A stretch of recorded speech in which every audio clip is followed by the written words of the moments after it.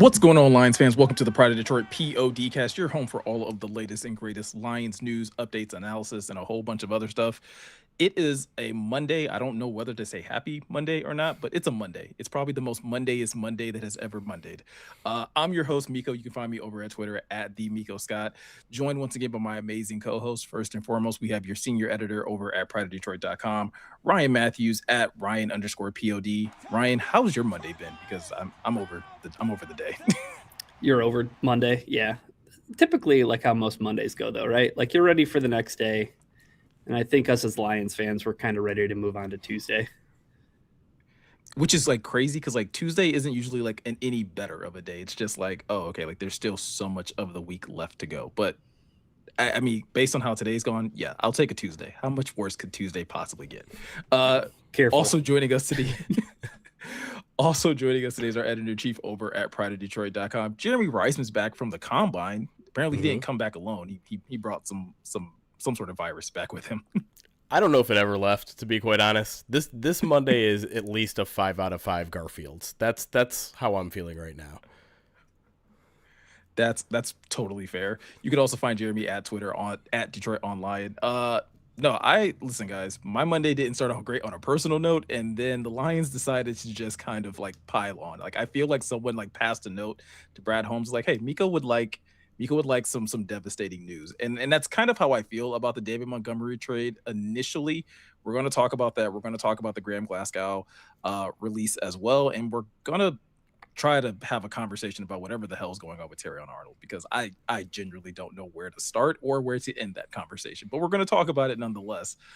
Jeremy, I'm going to start with you when it comes down to David Montgomery, because that is the big news of the day, that the Detroit Lions have traded David Montgomery to the Houston Texans. The compensation that the Lions got back was a 4th-round pick, a 7th-round pick, and offensive lineman Juice Scruggs from the Texans as well. So just again, we'll start just with initial reaction once the news kind of dropped earlier today.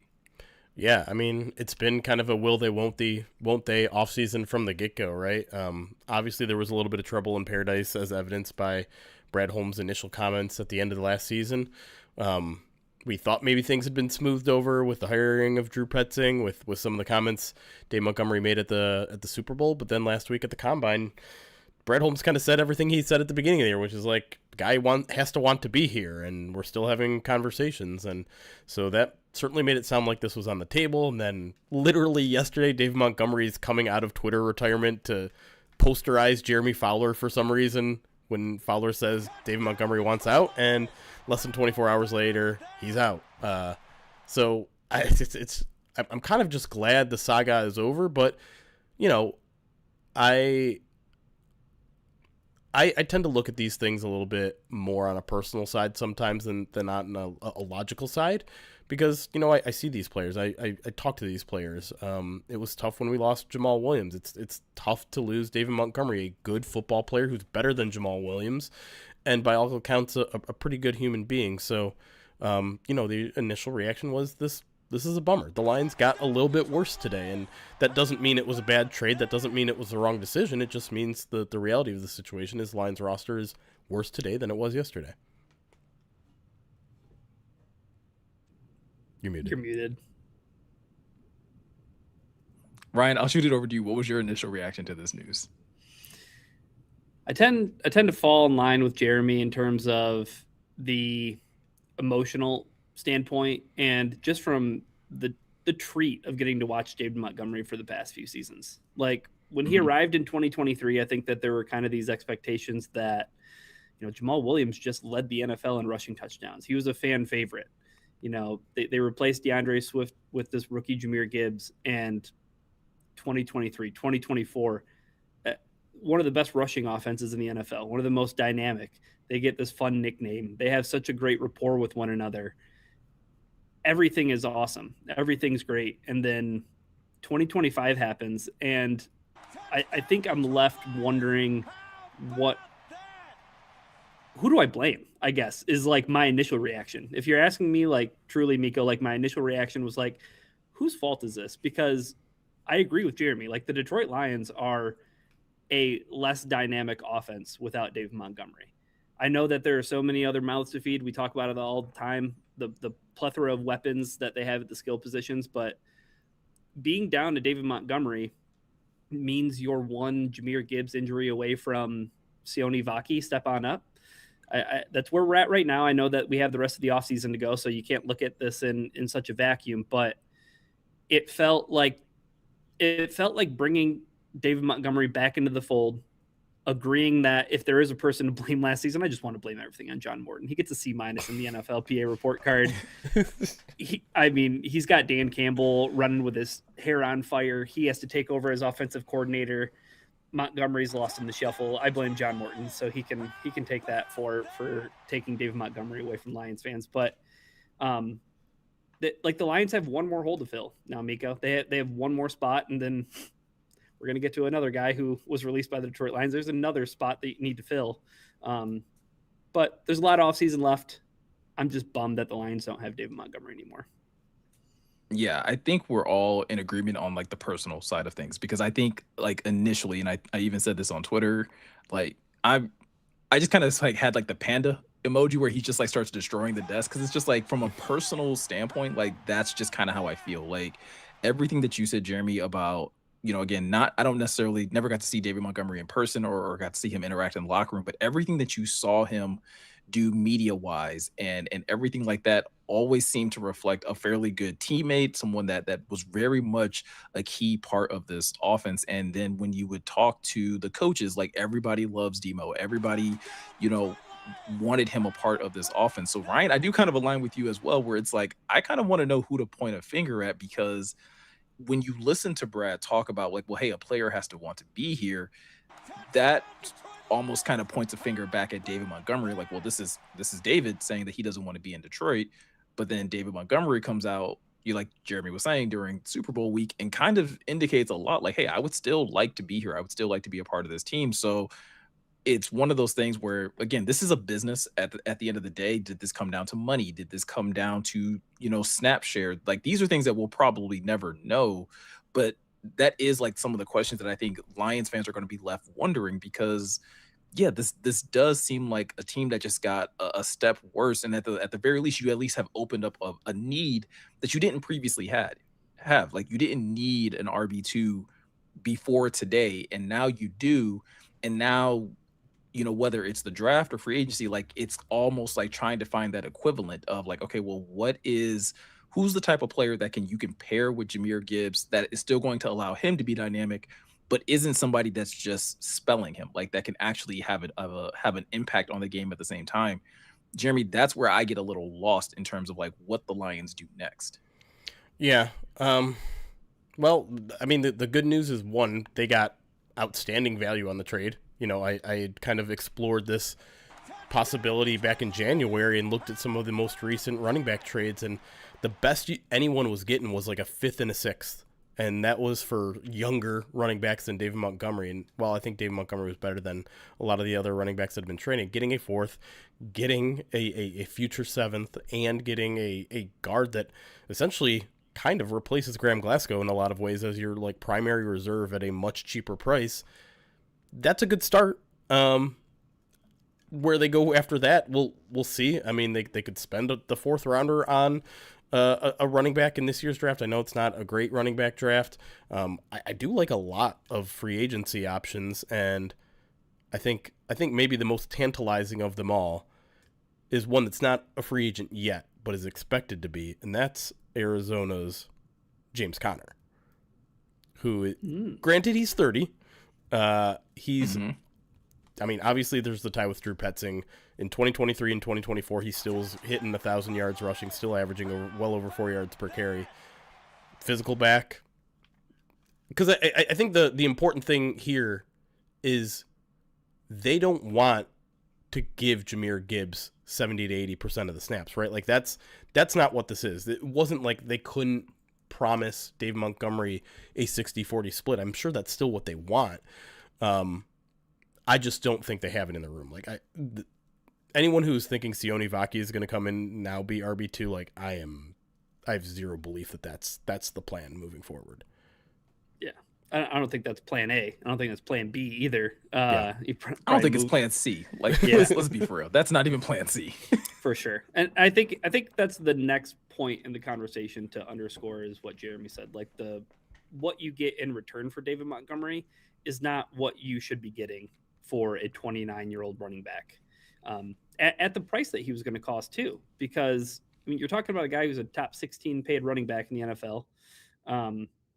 You're getting a fourth, you're getting a seventh, you're getting a guy, as Jeremy said, to replace Graham Glasgow.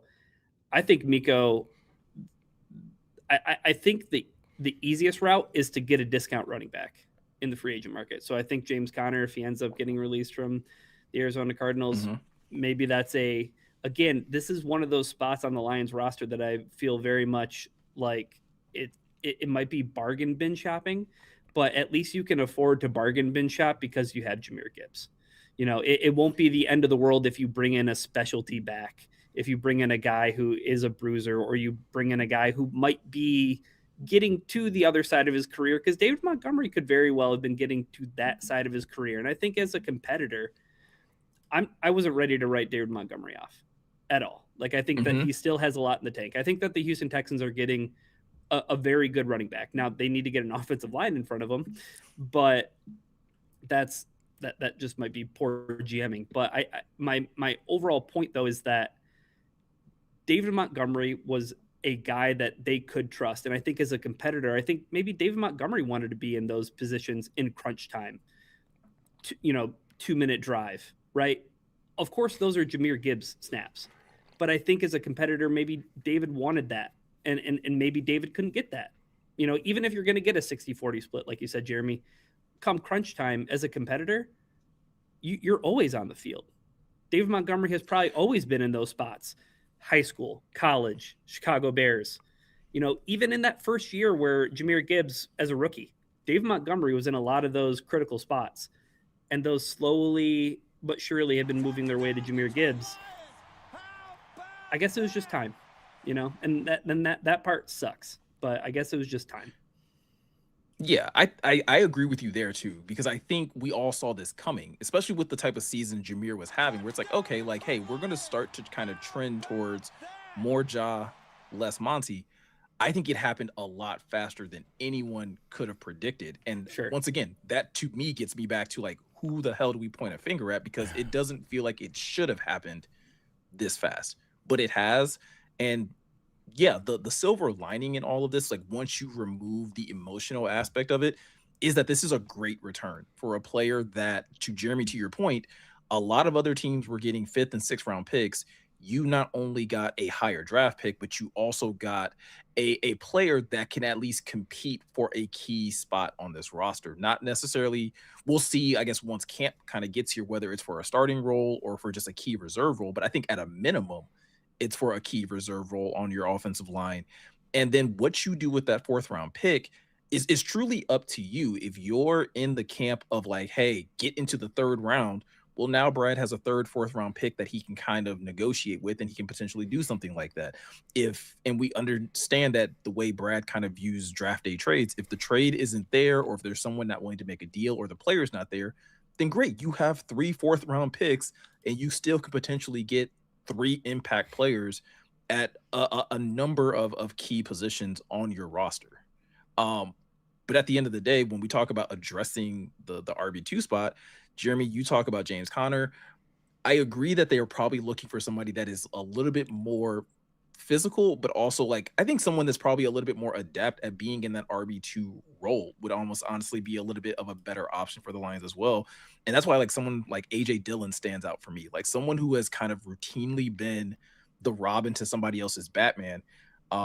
If the Eagles don't prioritize re-signing him, that could be another guy that they can kind of go out there, pick up and add to your roster, and you're not necessarily having to worry about having that conversation of like, hey, what the carry split is actually going to be. Yeah, I mean, I got some other guys too, like Najee Harris, kind of one of those physical backs, 6'1", 242, but he did tear his Achilles in September, so that would be bargain bin shopping, the Brad Holmes special. Brian Robinson, 6'2", 228, only had 400 yards last year behind Christian McCaffrey, but again, like very much a Robin to the Batman type of situation there in San Francisco, so might be something that he'd be comfortable with in Detroit. PFF projects him to get $2.75 million, so you'd be paying a lot less for your Robin with him. Nick Chubb is still around. He's 30, but definitely fits kind of like that physical style that the Lions might be looking for.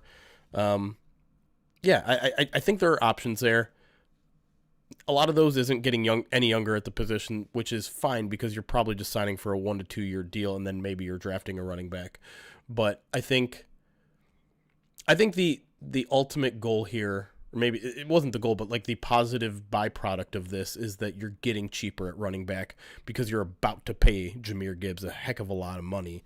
And so, I it almost makes me go back and say, like, maybe giving David Montgomery the 2-year extension last year was a mistake. Maybe that was the mistake. And you're not, like, you've kind of mitigated most of that mistake by operating this trade, by pulling the trade off and getting everything that you did get back. But, I just think I think that's something to go back and look on. When Jahmyr Gibbs was on the rise, did you really need to give David Montgomery that 2-year extension, of which he's seeing zero of it in Detroit? Yeah, Ryan. I think that's the other thing that I think, like, as the dust is kind of settling on this trade, I'm kind of wondering, like, was this the right move? Like, do you take a look at this, understanding the football side of it, understanding the compensation, understanding where the roster is now? Do you walk away from, like, you know what, this was the right move, or do you walk away from this like this may have been a mistake? I feel like it's a cop out to say, yeah, it's the right move depending on what they do in the next few months, but that's truly how it feels. Like, you need to address the need. I think that running back 2 is a need. I don't think it's something that can fall by the wayside. Like, that's something that they have to address. But it weirdly, like, the Lions feel like they're in this spot in a lot of different situations. Like, I know we're going to get to what happened on the offensive line, but even when we talk about safety and stuff, like, hopefully you're going to get some guys back there, but you still need to address it. Like, you're going to need a guy. Even when we talk about Taylor Decker, right? Like, can that guy be healthy for an entire season? Probably not. Like, you need to invest in A, the future, and B, maybe even the here and now for a few games. So again, like, I think it's whack-a-mole right now. There's a lot of time and there's a lot of quarters that presumably Brad Holmes will be able to put in the machine once hopefully some restructuring gets done, and now he has another draft pick, and there's more ammo in the war chest, but, like, it needs to be used the right way. Otherwise, we all agreed that the Lions got worse at running back by trading David Montgomery. Yeah. But we agreed that the compensation was more than we expected, and probably maybe the best of all outcomes. I think so. But I need to see the rest of it happen first. Right. Like, right. It's an incomplete picture. The rest of the movie. Right. Exactly. It's an interesting situation because I think they clearly made the best out of a bad situation, right? In an ideal world, things don't go south last year. The running back fit and workload doesn't go the way, like, the Lions clearly didn't want it to go the way that it did in terms of workload, even between the two, but game situation and a whole bunch of other things kind of were a factor. I think really the only question here of how the Lions could have handled this differently is if they could have just said tough shit to David Montgomery. Just been like, sorry you're unhappy, but you signed this contract. We want you here. You're going to play for us. And that doesn't sound like this organization, right? The organization doesn't do things like that. For a guy that they respect as much as they respect David Montgomery, if he wanted out and they couldn't come to some sort of resolution, they did right by the player and trading him apparently to the team he wanted to get traded to, while also getting a really good return. So, if you want to be the stubborn franchise that says you signed this contract, we want you here, so you're going to be here, that was certainly an option, but that's not the Lions team that we've come to know under Dan Campbell and Brad Holmes. So I think they made the best out of a bad situation. And his preferred destination, too. Right. Reportedly, which I don't quite understand, but okay. Yeah, I mean, at the end of the day, I think that's one thing. I think Brad Holmes is definitely going to get his criticism from some people, especially with us saying, like, hey, the offense got worse, or the run game specifically got worse with this trade. There's going to be slings and arrows that are going to come at this. But I think the silver lining even in that is that this is an organization that has routinely, when guys say that they want out, and if they are looking to trade guys or move guys, they often do try to get them into a better situation. Like obviously you're also looking for the best deal for yourself as well, but it's also like they do try to marry the two things. It's not just a well fine, we're going to ship you off to the lowest bidder or whatever the case, or the highest bidder, should I say. But like we're also going to make sure that this is somewhere you want to be. And again, based off of reports that have been coming out, like it was almost somewhere else. And for whatever reason, like it ended up being Houston. Like it was very close to being Denver, apparently, according to some reports. But whether it was Houston sweetening the pot, whether it was David Montgomery saying like, hell no, I want to actually go to Houston, like he's essentially getting to go to the place that he wants to go, and he's in a place where he can still contend for a Super Bowl, even in that situation, once Houston kind of gets some of their woes kind of figured out. Hey, I know that it had to have been the preferred destination because you know who's in Denver. Wait, John Morton. Oh, John Morton. Oh, good. Oh, okay. Good call. Yeah, but I mean, I was gonna say, like, I was trying to figure out who the running back was. Maybe it doesn't matter to some people, but the message that David Montgomery left via Instagram very much was like, "Hey, I love Detroit. Detroit's always going to be a part of me. This is not a, like a Darius Slay type situation where he's leaving on bad terms. Yeah, it's a bummer that it didn't work out. Yeah, it's a bummer that the Lions couldn't convince him to stay. But again, this is the benefit of doing right by the player, the benefit of doing things, player first, is you leave on good terms. And maybe that doesn't mean a lot to people that, hey, I just want good players on my team to play good football. And I totally understand that point of view, but it does make this team a little bit easier to root for when they do things like that. And he was here 3 years. Yeah. You know what I mean? Like, arrived here as a 26-year-old man and, like, spent 3 years here, and that Instagram message spoke volumes. Yeah. Players see that stuff, Absolutely. I think before we get into a break, we should definitely talk about Graham Glasgow as well, because that is another move that the Lions made. Again, another move that is kind of expected, right? When we start talking about potential cap casualties, David Montgomery and Graham Glasgow were on that list of guys that the Lions could potentially look to move on from. And they pulled the trigger on one via trade. They pulled the trigger on Graham via having him released, saving about $5.5 million. One of the key questions I think that I think a lot of fans are going to have on their mind is this why you go out and get Juice Scruggs? Is because you think that he can kind of fill in that gap that Graham is creating by not having him on the roster, Jeremy? Yeah, and I think in a lot of ways the answer is maybe. He's obviously played all interior offensive line positions just like Graham. He started all three, but there's obviously a little bit of a concern that the Texans were so eager to trade a second-round pick from 3 years ago as, I don't want to say a throw-in, because obviously, the Lions probably pushed for that. But, I don't view him as a starter necessarily. I can't sit here and tell you for sure that, I haven't dug in on his tape and say that he's not center starter worthy, but, you're getting him on the last year of his rookie deal, which is like $1.7 million. So basically nothing. Excuse me. And yeah, he's a guy that's probably going to make the roster. He's probably going to be a guy that, will be active on game day and that can jump in on any position at any time.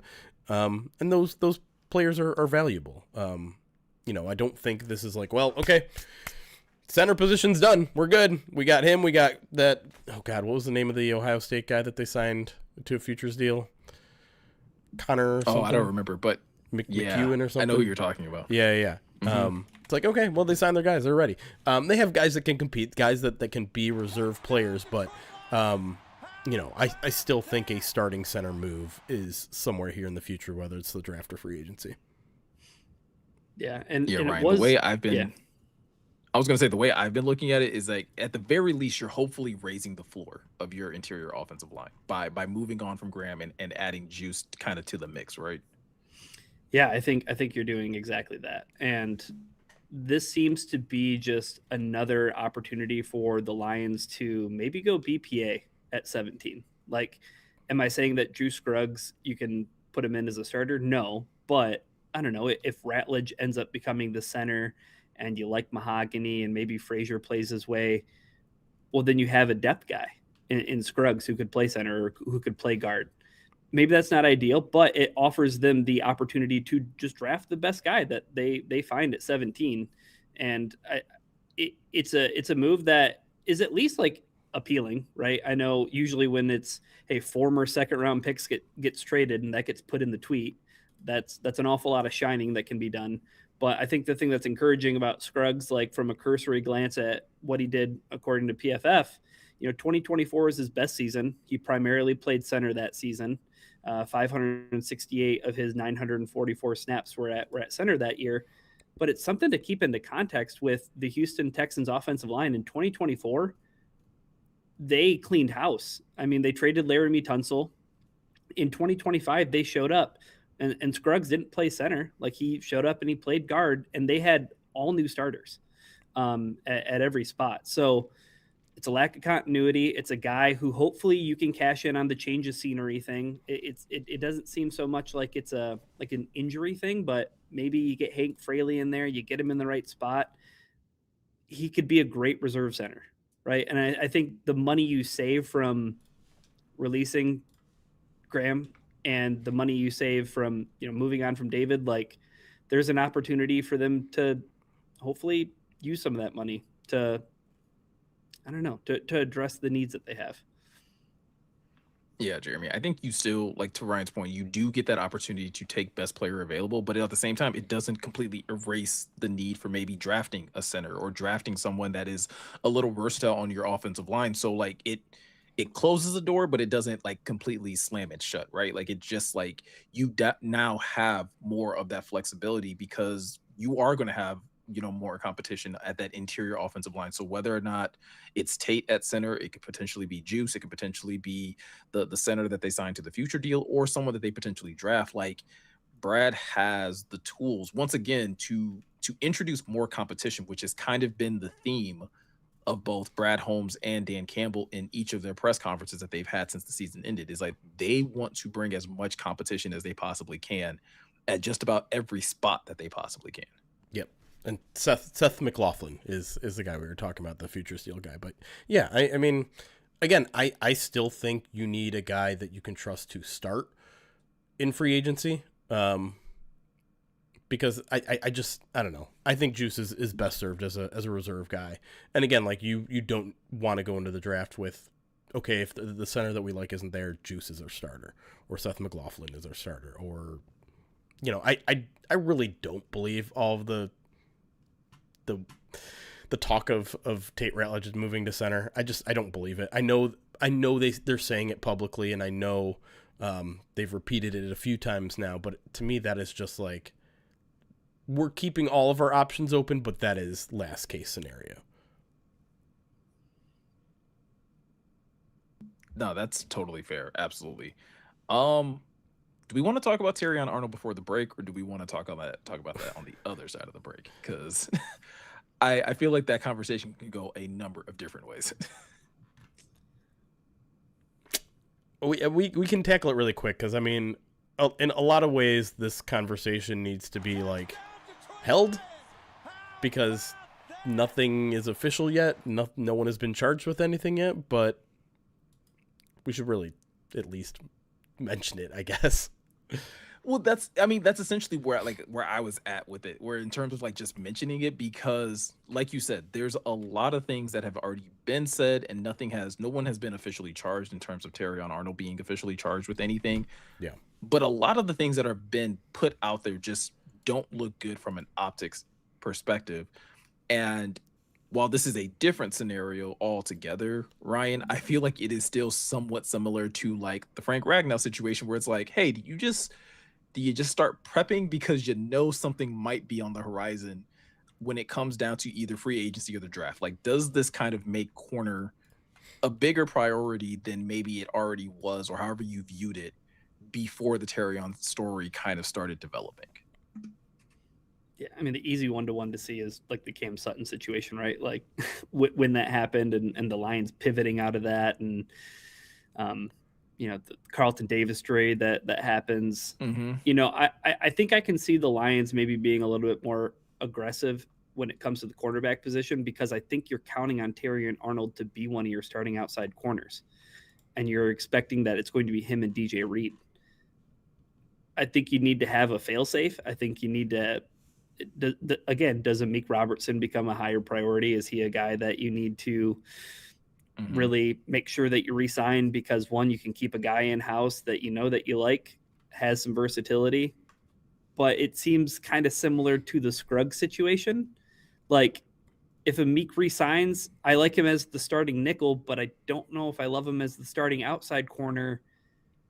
There's just so much to still happen with the Terrion stuff. I think that's your overall point, right, Jeremy? Like, you have to let the dust settle on this. You have to see what's going to happen with this. The Lions are obviously going to know what's going on. Right. It'll be pretty telling. It'll be pretty telling come the start of the league year and when it's tampering time. The Lions sign a cornerback. Oh, right. Okay. That's kind of the trick here, though. Right? Like, maybe they don't know everything. Maybe they don't. Maybe Terrion is maintaining his innocence, and maybe he is innocent, and the Lions are just going to go as planned. Maybe he's maintaining his innocence and he's not innocent, and the Lions are going to sit there with their hands in the pocket and be like, you know what, Terrion says he's cool, and maybe he is or isn't. It's a tough situation to happen right before the start of free agency, right before everything kicks off. I will say, just from like my honest perspective, when a judge is saying one thing and a defense attorney is saying another thing, well, the judge is supposed to be the impartial one. And that makes things not look so good for Terrion. Again, I'm not going to say he's innocent or he's guilty, but things don't look great at this moment. And if I'm the Lions, I am covering my ass. Like, I think the Lions have to go into this free agency and come up with a plan B. And it might be your plan A at this point, because we don't need to get into all the details. I just don't think it's a good look for Terrion. I think, again, I don't want to profess innocence or guiltiness at this point because we don't know, but it's not looking great. And if you're doing your due diligence as a general manager, you have to prepare backup plans. Plan for the best, prepare for the worst, right? Exactly. Yeah, and I guess, Jeremy, I'm going to kind of put you on the spot here, and it's perfectly fine if you don't know.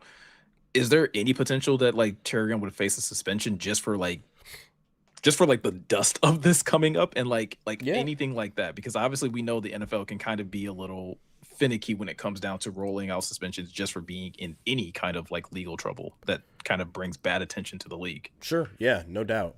I mean, it's entirely up to the NFL. There is no like presumed innocence necessarily in the NFL. There doesn't have to be a conviction to face a suspension, but that's all going to depend on Terrion's level of involvement on this. If all these 5 other people who have been arrested in this case were truly acting on their own, then it wouldn't make sense to suspend him at all. If he's involved in any sort of way, even tangentially, then yeah, he could get suspended even if he isn't convicted. So it's hard to say at this point, but yeah, I think that is an important distinction to make, that he could not be convicted of anything and still be guilty, but it would be hard and still get suspended, I should say. But if there's truly no evidence that he's involved directly, I don't see why he would be suspended necessarily. Yeah. And I more so asked that question just for the same reason as like Ryan was saying, like you kind of start preparing for the potential worst. And even like in a situation like that, maybe that's not the worst situation, but it's still a bad situation where it's like, hey, we could potentially be without Terrion for 2 or 3 games. Again, making sure that you have the reserves in place to that you can kind of cover your butt for those 3 weeks of the season. Do you get like quick response? Is safety or cornerback a bigger need as it stands right now? Honestly, yes. That and more in segment 2 of the Pride of Detroit PODcast. With that said, guys, I feel like this, like, again, the only way that I could possibly segue to this is that the Pride of Detroit podcast is brought to you by Righteous Felon Craft Jerky. And again, that is no pun intended based off what we were just talking about with Terrion Arnold, but that's just so happens to be the name of our sponsor. It's a jerky that fuels the Pride of Detroit PODcast.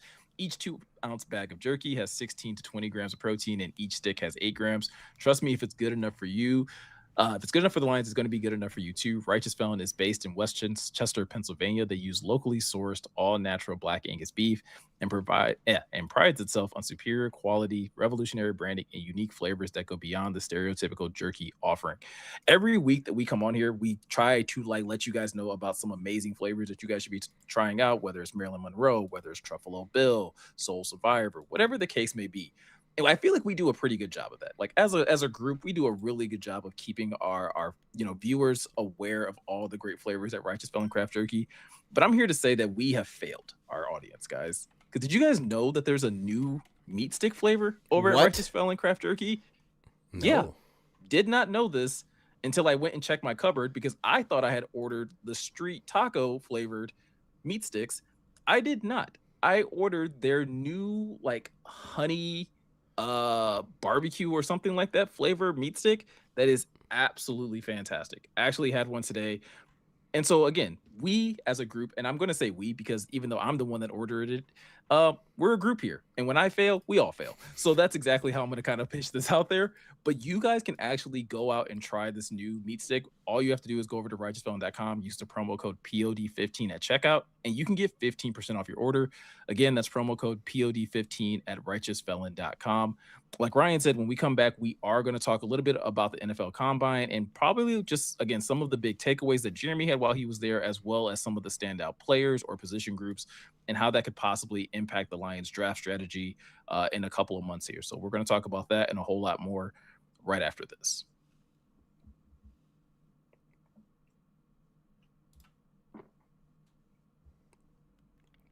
All right. We are on break. Got a lot of alerts to get to. Hi, everybody. Feels like it's been a little bit because it has been 8 days since we've been live. That one extra day. A lot has happened. We're not going to talk about Taylor Decker. We're not going to talk about going to Germany. I mean, we could theoretically talk about all those things during the break here, but they're not on our main PODcast recap. We're not going to talk about Tyrus Wheat. I mean, that might be the biggest news of the day. The huge news. But yeah, let me get not talk about the Taylor Decker stuff. I could have sworn we talked about the Taylor Decker stuff. You talked about it on YouTube. Did the news break on a? Did it break on a Tuesday? It did. Early last week, right? Yep. Yeah. Okay. Yeah, it broke right before we were meeting with Drew Petzing. Literally a minute before we talked with Drew Petzing. Oh yeah, that's right. Because it was after Brad had basically said oh, we're giving him his space and everything like that. Yeah, and Dan was like, "Hey, whether Decker comes back or not, we're gonna need an offensive tackle." First question to Drew Petzing: Did you know? Did you know? Why didn't you tell us? It's true. You would have seen me almost every day at the Combine if you're a Pride of Detroit Direct subscriber. You know what really made me upset, though, about my Pride of Detroit Direct subscriber videos? What made you upset about them? My day 3 video, where I was talking about some of the nightlife stuff and having dinner with a bunch of friends. There was at one point I was like, oh yeah, and Arif Hassan was there. And I had timed it so that Arif would walk right behind me when I said that, and no one pointed it out. No one noticed. Oh, you tried to community Beetlejuice it, and nobody appreciated it. Yeah. Yep. No one made a comment on it, and I don't know if it's that no one noticed or whatever, but Arif and I set that up, and we were very proud of it, and no one mentioned it, so made us a little sad. Quick, somebody go back to the recap and be like, hey, isn't that a reef in the background? Jeremy won't know that you were watching the live stream. And then I think maybe the reason why, because Will Birchfield also crashed that video as well. So maybe people were just more focused on that. Although no one asked that either. No one mentioned that either. No one else cares about anybody other than you, Jeremy. That should be the takeaway from PODD. The Birchfield thing was a coincidence. There was no day 4 update because, full transparency, I did not go and talk to the quarterbacks, wide receivers, and running backs. I was doing other stuff. But you wish you did now. Didn't know David Montgomery was going to get traded. Yeah, probably. But I needed a little bit of a day off, and it wasn't even a full day off. But anyways, alerts. Let's get to alerts because we're going to talk about the Combine Week in a minute here. Speed run. Yep. Justin Sane, thank you for the 45 months subscribed on Twitch, says 5 babies. 5 babies. That's a commitment. Evitz, thank you for the 52 months subscribed on Twitch. Karen, 42 months, says, I hate today, Sonic and Knuckles forever. Yeah. Captain James Kirk, 55 months, says, Q Michael Scott scene. It's happening. Everybody stay effing calm. Yeah. MJ Kimball, 63 months, says Mason Miller time. Oh, boy. Is he even... He's not signed, is he? He's not under contract. Boofgertz, 24 months, says we are boofing. Okay. Knoxville Lions fans, 43 months, subscribed on Twitch, says I'll miss Demo, but man, we got good value. I will miss Graham as well. Both have been very good players for the Lions, no doubt. Austin Mammoth, 42 months, says Miko and Muted both start with the same letter. Has anyone on staff looked into this? I'm sure it'll come with my review. Comeback Tracker, 10 months, says Vaki can't even stay on the field. Well, he played like 14 games last year. Just not a running back. On special teams. Boulder, Detroit, thank you for the 3 months, says the Lions will be better in 2027 and beyond for making this trade. I think that's fair. Bearded Blevins, you still around? I didn't see you in the chat. 54 months says 54 months, which is how many points we will score every game next season. That'd be a pretty good average. But Drew Petzing would only be here for a year if that happened. But what if they give up 55 points a game? Oh, crap. Oh, no. I mean, We're the Chicago Bears. It'd make for a pretty entertaining season. We're just... Yeah. And to be honest, I'm here for a good time, not a long time, guys. There I you don't go. know about you, but that's how I feel about the state of affairs. Oh, yeah, Dallas Cowboys is maybe the better analogy there. I wouldn't wish the Dallas Cowboys defense on anybody. Slice right, thank you for the 48 months. Appreciate you, buddy. Keep it moving. Grandpa, thank you for the 26 months. Says, sounds like Demo didn't accept a pay cut. Is that what? I haven't heard that anywhere. I haven't heard that either. Nah. Elgato Diablo, 32 months, says, any chance at Tyler Algier now? Ooh, Tyler Algier? What are your thoughts on that? That'd be interesting. I'd be down for that. I think it might come at a probably a steeper price tag than some of the other guys we named. For sure. Yeah, a little bit. Where's that PFF? Especially when you're typing in his name and people are like, ooh, Kansas City Chiefs, Tyler Algier. PFF has him at a 2-year, $10 million deal total. The Athletics' Josh Kendall suggested in the neighborhood of 3 years, $22 million. So it's basically like, hey, do you want to do another David Montgomery deal? Get 4 years younger. No, I guess only 2 years younger. 2 years younger. Not completely against it, but I don't know. I kind of don't like the idea of investing a lot more money in a position you're about to spend a lot in. Yeah. Good player, though. Good player. Mm-hmm. Not a lot of wear. Yep. Just looked it up. He had 676 carries in 4 years. So that's 170 carries a year. It's not bad. It's not bad. It's about 10 a game. I'm just flexing math. Go ahead. Captain James Kirk, thank you for the 10 bits, says James Conner time. I don't know if that was before or after I had mentioned him, but we're on the same page. Colorado Line, 15 months, says 15 months for the number of games the Lions will win in 2026. What does Brad Holmes need to combine with the Texans' fourth to get back up into the third? all of their day three Jeremy picks. Jeremy might scream. No, I'm fine. Get rid of all your 6th and 7th. So That's true. there's still a little bit like the comp picks haven't been announced yet, so we don't know. Like I think they're either going to have an additional 4th or an additional 5th, and Over the Cap seems to be saying that the lines are right on the edge there. So they'll either have 2 4ths and a 5th or 3 4ths. But I mean, package a couple of those together. Just don't give away next year's 3rd. Don't do that. Stop doing that. I think that's my biggest thing is like, hey, just stop trading away future picks. Right. At some point, we'll have to put up, I guess, when the comp picks are announced, which should be, I think, this week, we'll put up a post with all of the draft picks that they have for this year's draft. Because it's not entirely clear. Is the comp pick for Carlton Davis?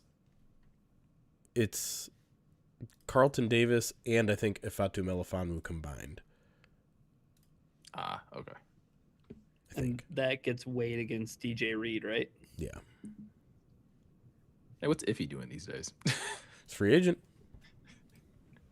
1-year deal. It was just a 1-year deal. Bayermo or Baller Romeo, 33 months. That was a good. That was a try. You know what? I watched Mask of Zorro yesterday, so I've got like the Spanish stuff running through my head, I guess. Hopefully this trade. Banderas. I had no clue that what's his name is in that movie. That Anthony Hopkins. Anthony Hopkins is in that movie. Oh, it's been so Yeah, it is a long since I've seen that random like movie. it is a random person to be like in a movie that's Yeah. like about a Mexican vigilante, basically. And he used to be the former like Yeah. Zorro, and it's Yeah. like, wait a minute, It's you're a little not weird. Hispanic? There's definitely some interesting cross-casting situations. I mean, it wasn't as bad as other movies. It also just makes me laugh. Like they're speaking the English the entire time for reasons. But for reasons. The audience.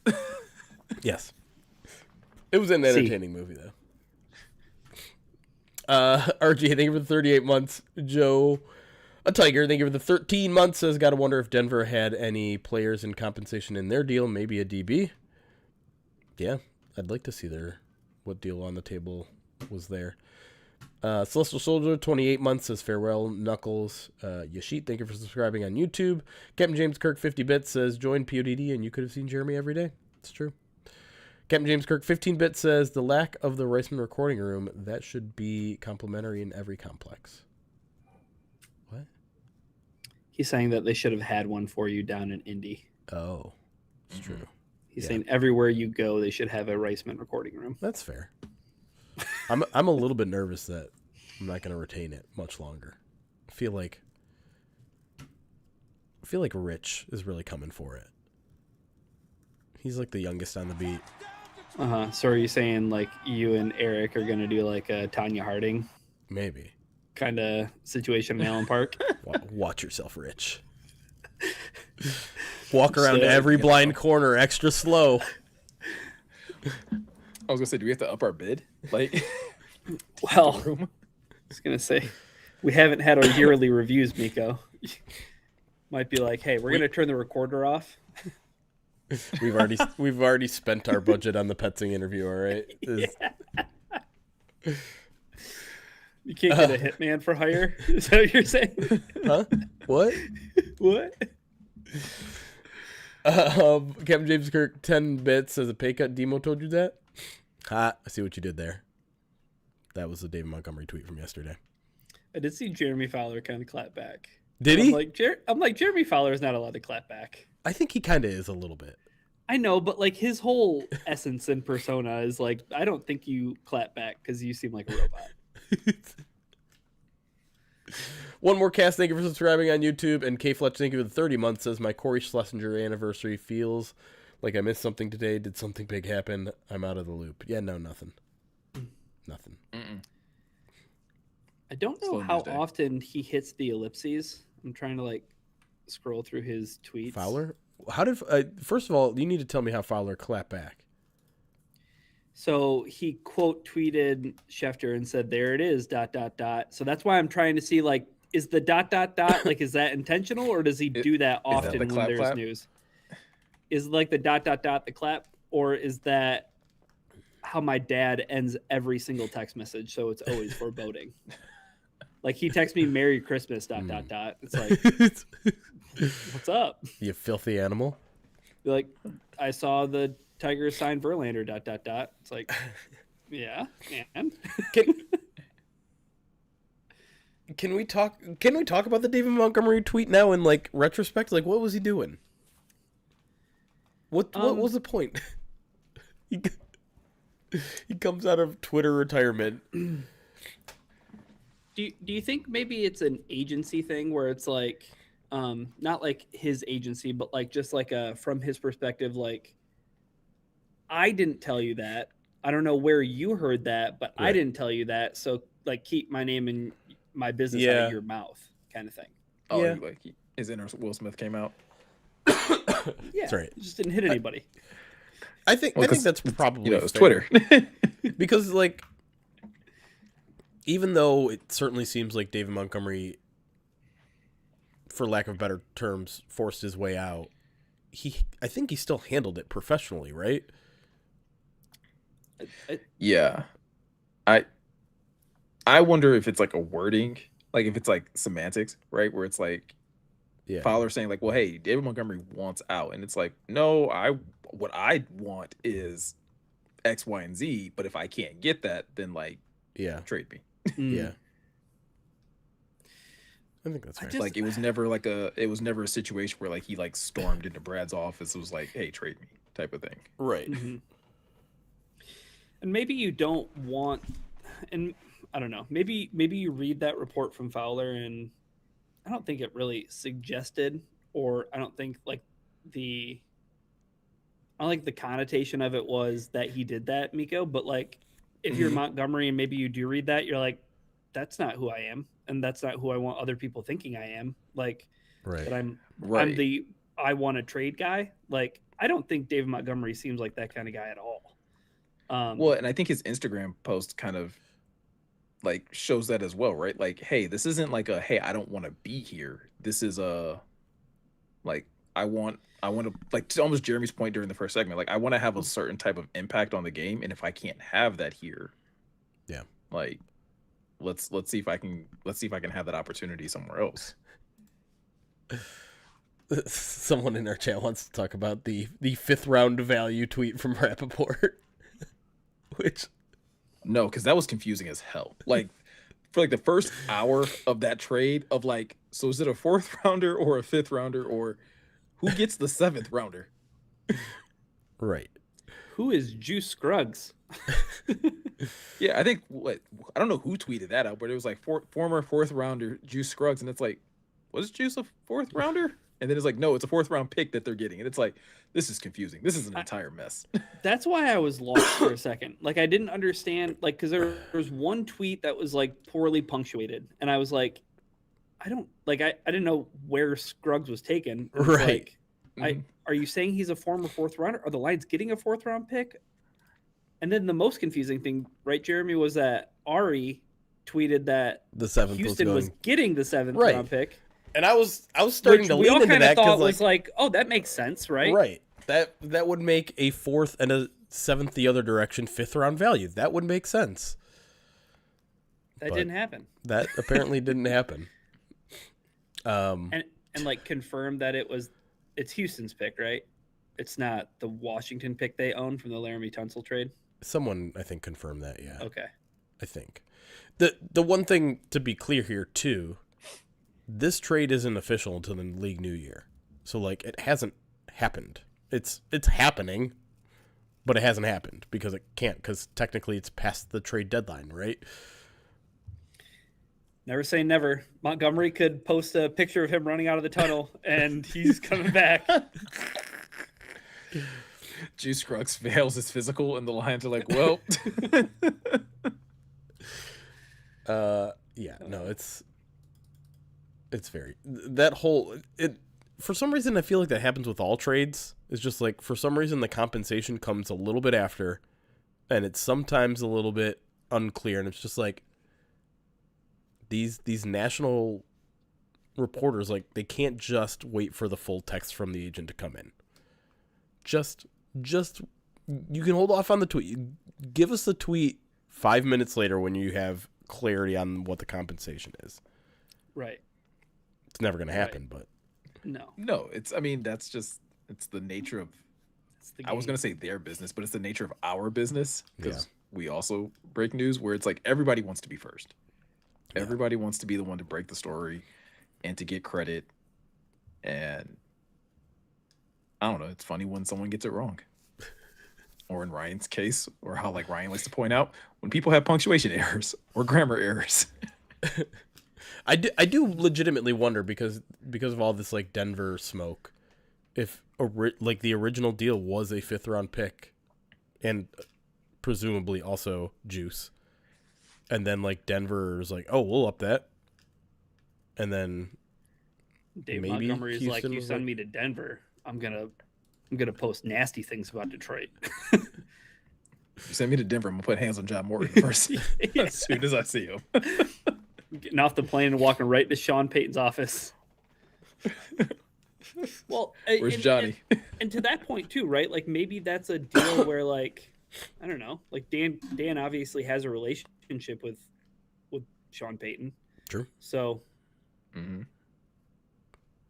because it was Garofalo that reported that Houston was Montgomery's preferred destination.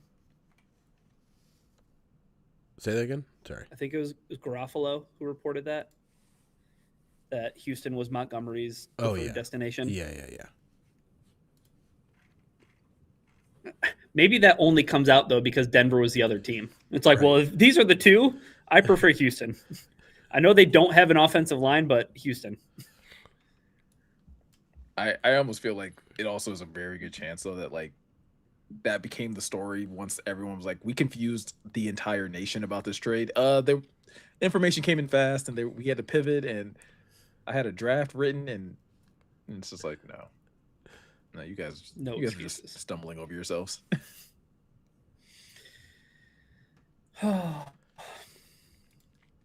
Okay, I'm caught up on alerts. Are you going to Germany? We didn't talk about Germany. Yeah. Talk about Germany real quick. Yeah.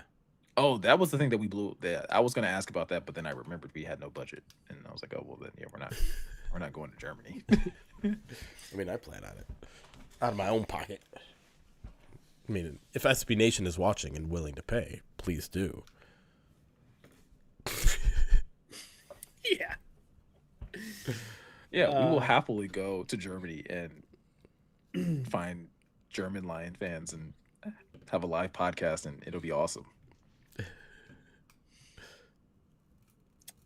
Like, I want to go, but it seems like it was just going to be so expensive to go watch a football game in Germany. Like, it wouldn't be a vacation, I think, like, from my standpoint. Like, I couldn't turn it into what, personally, I'm just speaking from my vantage point. Like, it's during the school year. Like, I can't turn it into a vacation. So, like, even if it was like, oh, I took, like, a day off from school, I had a 3-day weekend. 3 days in Germany isn't, like, enough. Like, if I'm going to go to another country halfway across the world. Right. Well, I want to be there for a week, right? That's, I mean, the hope, I think, from most beat writers' standpoint is that, you know, the team you're covering that's playing internationally gets the bye week right after the international game, and you can just spend 5 days there. Yeah. And I think that's the tentative plan. That's a great plan. I would go I would go if I could turn it into a vacation, but like a 3-day weekend seems pretty expensive. Yeah. Yeah. I've had worse 3-day weekends. Are you counting today as a weekend? Dude, I feel like I feel like I didn't have a weekend. It's been Friday to Monday, and it's just like the weekend didn't exist. I'm hearing a lot of buzz around the Giants potentially being their opponent. I don't know if that means they will be or won't be, but I feel like I heard some stuff. For what? The Germany opponent. Oh, okay. Yeah. Don't take that and run with it as a report, but just like the tweet's already been written, general man. buzz. You've already been That's fine. tagged. Go for it. Go for it. Kafka will get his revenge.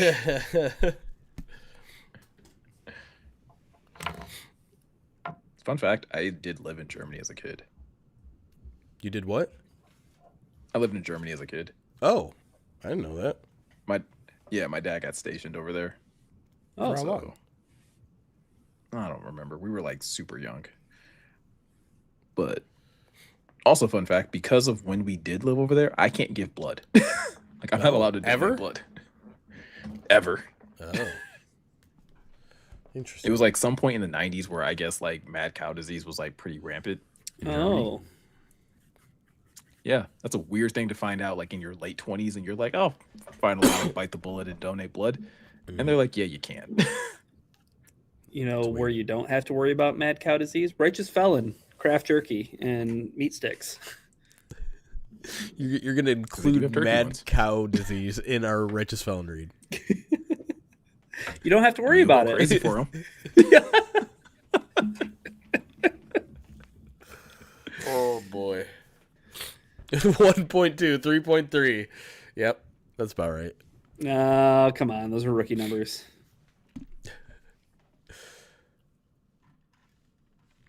No, but like I'm kind of excited, even pulling myself out of the trip. I'm glad to see the Lions go to the country that felt like it made the most sense. I don't love them losing. I don't even know if it's been confirmed losing a home game, but I think that's the presumption because they'll have 9 home games next year. Home games.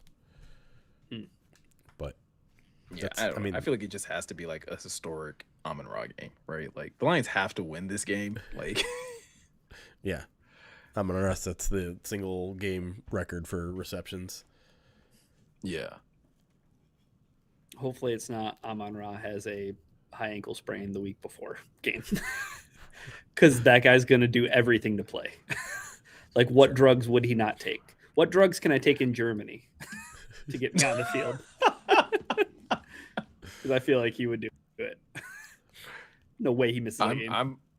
I'm more concerned about like, is that going to be the game when Amon-Ra finally just takes the takes the fine for just outrageous celebrations? Oh man. Do you think Jaws' first celebration might be sad? Kind of like a No. tribute to David Like he'll do the Montgomery. cry thing that Dave Montgomery said he was going to do the entire year and then did it like never again. Oh man, Because he didn't get many opportunities. That's not true. He scored some. Something. Come on, he had the Ravens game. Oh, the Ravens game. We'll always have the Ravens game. Just like by far and away the game of the year. That everybody was like, yeah, that game. Did anyone watch the Goodell on the St. Brown Brothers podcast? Because I didn't have time to. Nope. Great. I had no interest. It's to me it was so funny that they spent like 48 hours hyping up like, oh my god, you guys aren't gonna believe our guest. Can't miss this one. You don't want to miss, and it's just like, oh, it's Roger Goodell. Like, okay, good get for you guys, but also I don't care. Yeah. I'm more inclined to watch the Pivots interview with their dad than I am to watch that interview. Fair. Yeah. I did see we have a couple of reviews to read at the end of the podcast.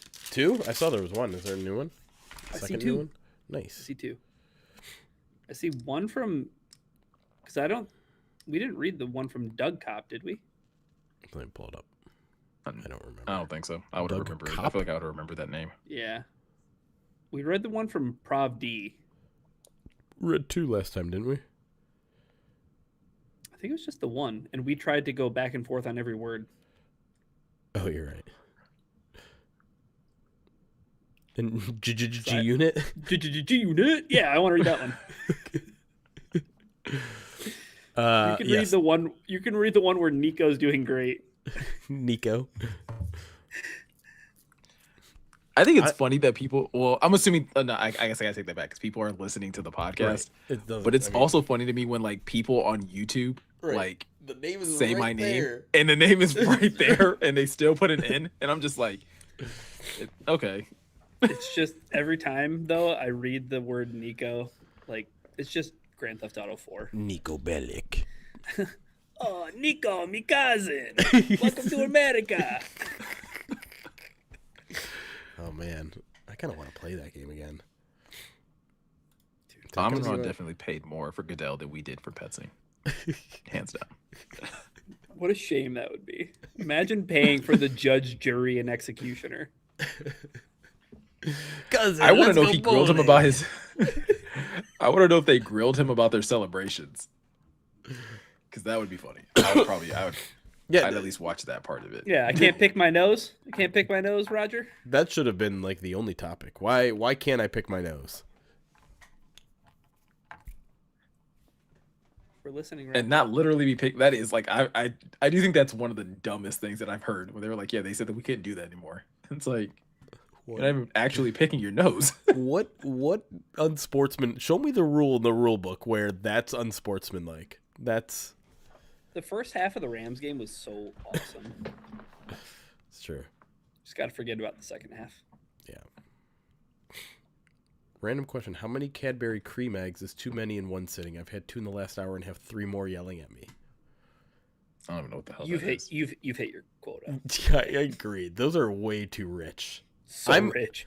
I'm a way bigger fan of the Cadbury candied eggs, like the Are chocolate. those with the ones that are like the crispiness in the middle?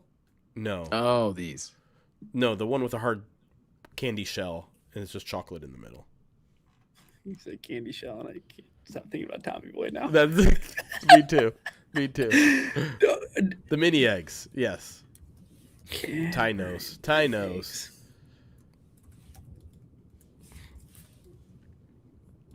Oh, you like those ones? Yeah. I don't care. I don't care for the shell. I don't care for the shell. Not a big shell guy. We used to have that, like just a dish of them for months after Easter. Did I hear a niner in there? I'm here for calling all from the a Tommy. walkie-talkie. I'm here for all the Tommy Boy references. Your brain's got a shell on it.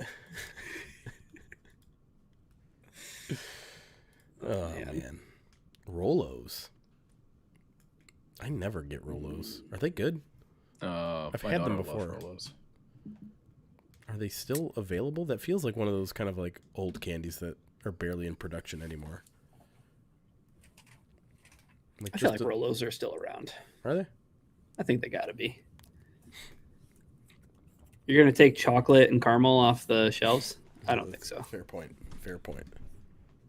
Someone request a top 5 candy list? No, I don't think so. Could do it if you wanted to. I feel Do you know that the Easter.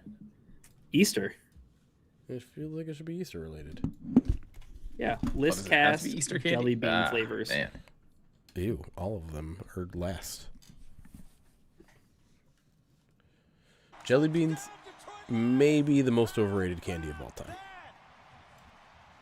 I like the Skittle ones. Those were good. Ooh, interesting. The Starburst ones. Was it Starburst? I thought it was Skittles, but maybe it was Starburst. They might have Skittle ones too. I know that Skittles are like the older I get, the more I can't eat Skittles. Nah. It's pure. It's like 3 at most. It's like Dude, but when the sour Skittles came out in like the late 90s, early 2000s, game over. I'll do a whole bag solo. No problem. I will say the gummy Skittles are a little bit more tolerable than like the hard Skittles. I think just like my gum behind my molars get like worn out from like chewing Skittles. Remember That's Skittles fair. gum? I loved Skittles gum for a while. I don't remember that. That was like a big thing in high school, I think, for me. Oh, I do remember because like didn't it come in like the metal tin?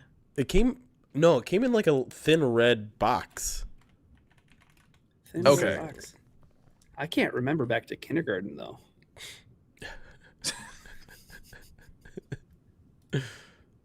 Oh God! I'm sorry. I was just a baby. You're just a baby. Nerds clusters are an abomination in that, like, they are the most addictive candy I've ever had. Oh, I thought you were gonna say bad things about nerd clusters live No. on air. Only bad in that it's just like Like, it's as close to drugs as candy is. yeah. The thing is, like, I don't even know if they're like, I don't even know if they're really all that great. It's just like I do find myself eating more than like a couple. They're crushable, right? Like, You don't mean Like, literally like 10 smush 'em. You just no, I just mean like 10 minutes go by and it's like, oh, how many did I have? Yeah. Like it's one of those where it's like I'm not sure. Like I literally can't tell you if I think they're the best candy or not of like all time, or if it's just one of those things where like time stops like existing after I start eating. Reese's Pieces are like that too. Yeah. Eh. I'm not a big like peanut butter Really? and chocolate person. What? Yeah. Ooh. So you're Yeah. not Reese's at all? Just Oh no, like Reese's Cups? nah, not OG Reese's. You give me one of the God, I'm what so is it? hungry. Like the Reese's sticks that are kind of like the Reese's The wafers? you guys know what Sticks? Reese's sticks are? No, I think so. Those were the ones that had the wafers in them, aren't they? Or no? Yeah. Yeah. Oh, those. I don't know if I've ever had those. Yeah. Those go crazy. It's like a Reese's and a Kit Kat mixed together. It's like a Reese's and a Kit Kat mixed together, but like in Twix form. Mm. I'll take those over any other Reese's form. Man, dude, I'm a freaking sucker for the fast break. So that chewy nougat. Yeah. Mm-hmm. Fast break's pretty good. Mm-hmm. Take 5, also real good. Underrated. Take 5 is awesome. Dude, pretzels and chocolate undefeated.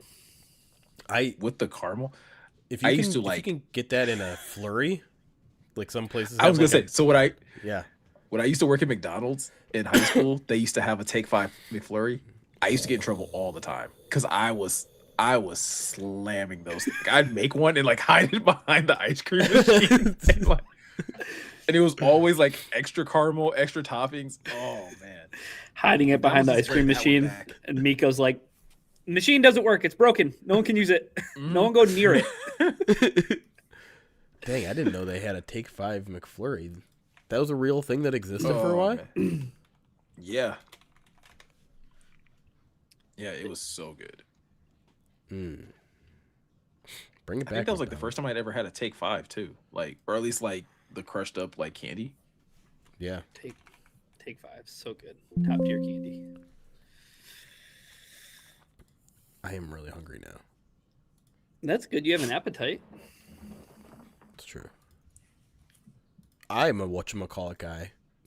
I love a good whatchamacallit. I don't know if I've ever had a whatchamacallit. They're pretty good. I did have today though, for the first time, a Snickerdoodle Twix. What? Yeah, A, they exist. a Snickers doodle? A Snickerdoodle Twix.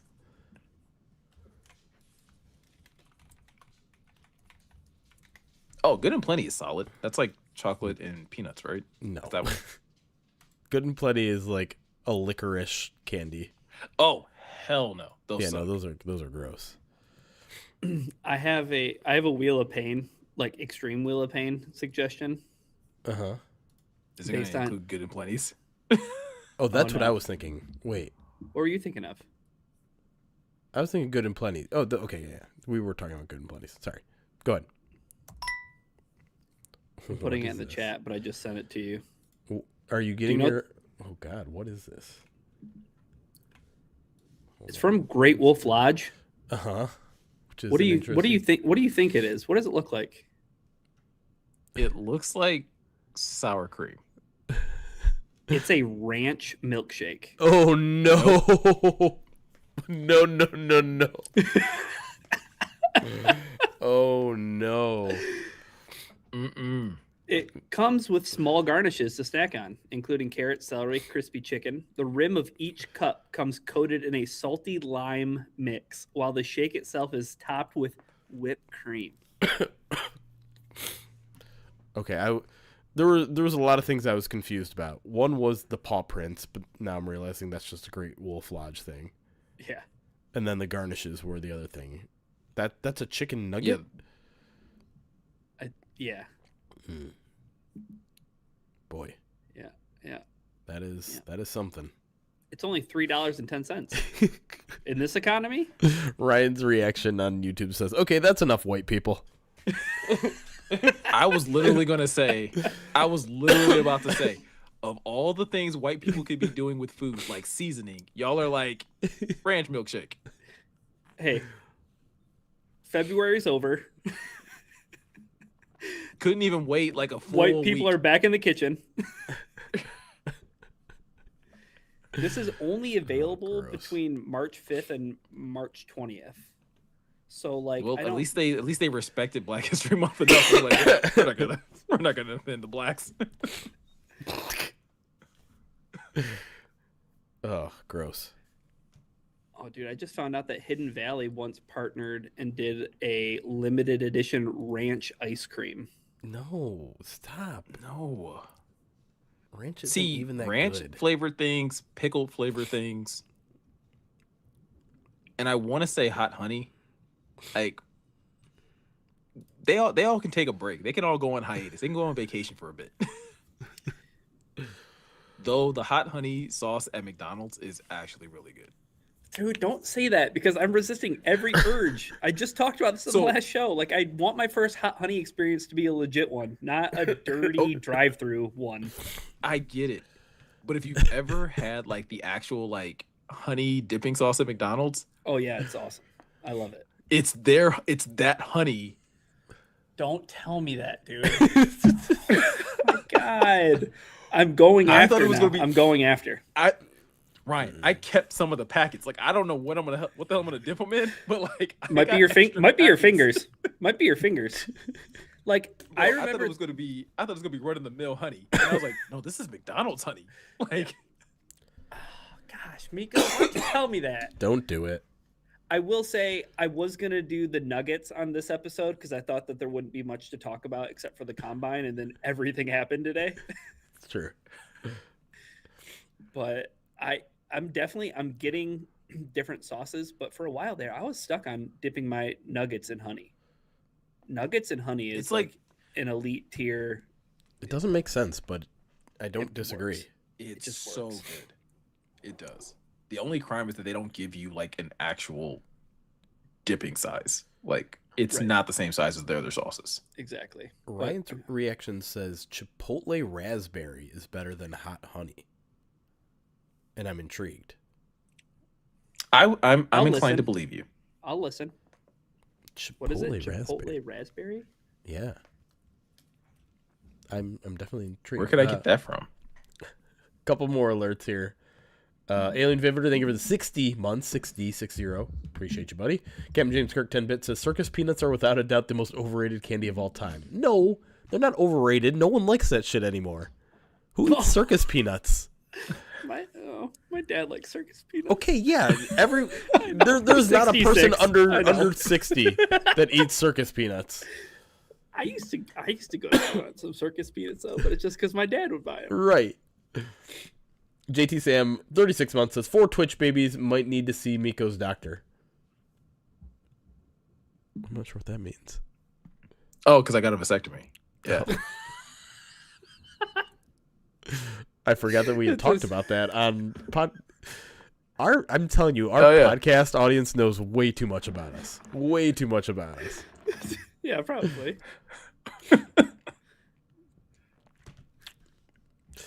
I like how Miko knew. He was like, "Oh no, it's a snip." Immediately, I knew it was a snip joke. I remember when I did that. JT Sam 10-bit says the ranch smoothie gives me an idea for Movember. Ranch or mayo smoothie. Ooh. I do not like mayo. extra mayo for me, please. What is Just have the that? hot sauce ready. Undercover brother. Oh wow.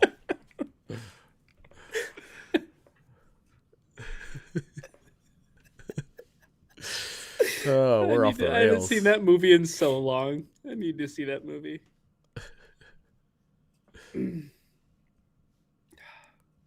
All right. I am gonna go see the new Scary Movie too. By the way, I saw the trailer. I and mean, was you like, have to, I have right? to do it. Like I have Yeah. to do it. I don't think I've seen the last one or two of those.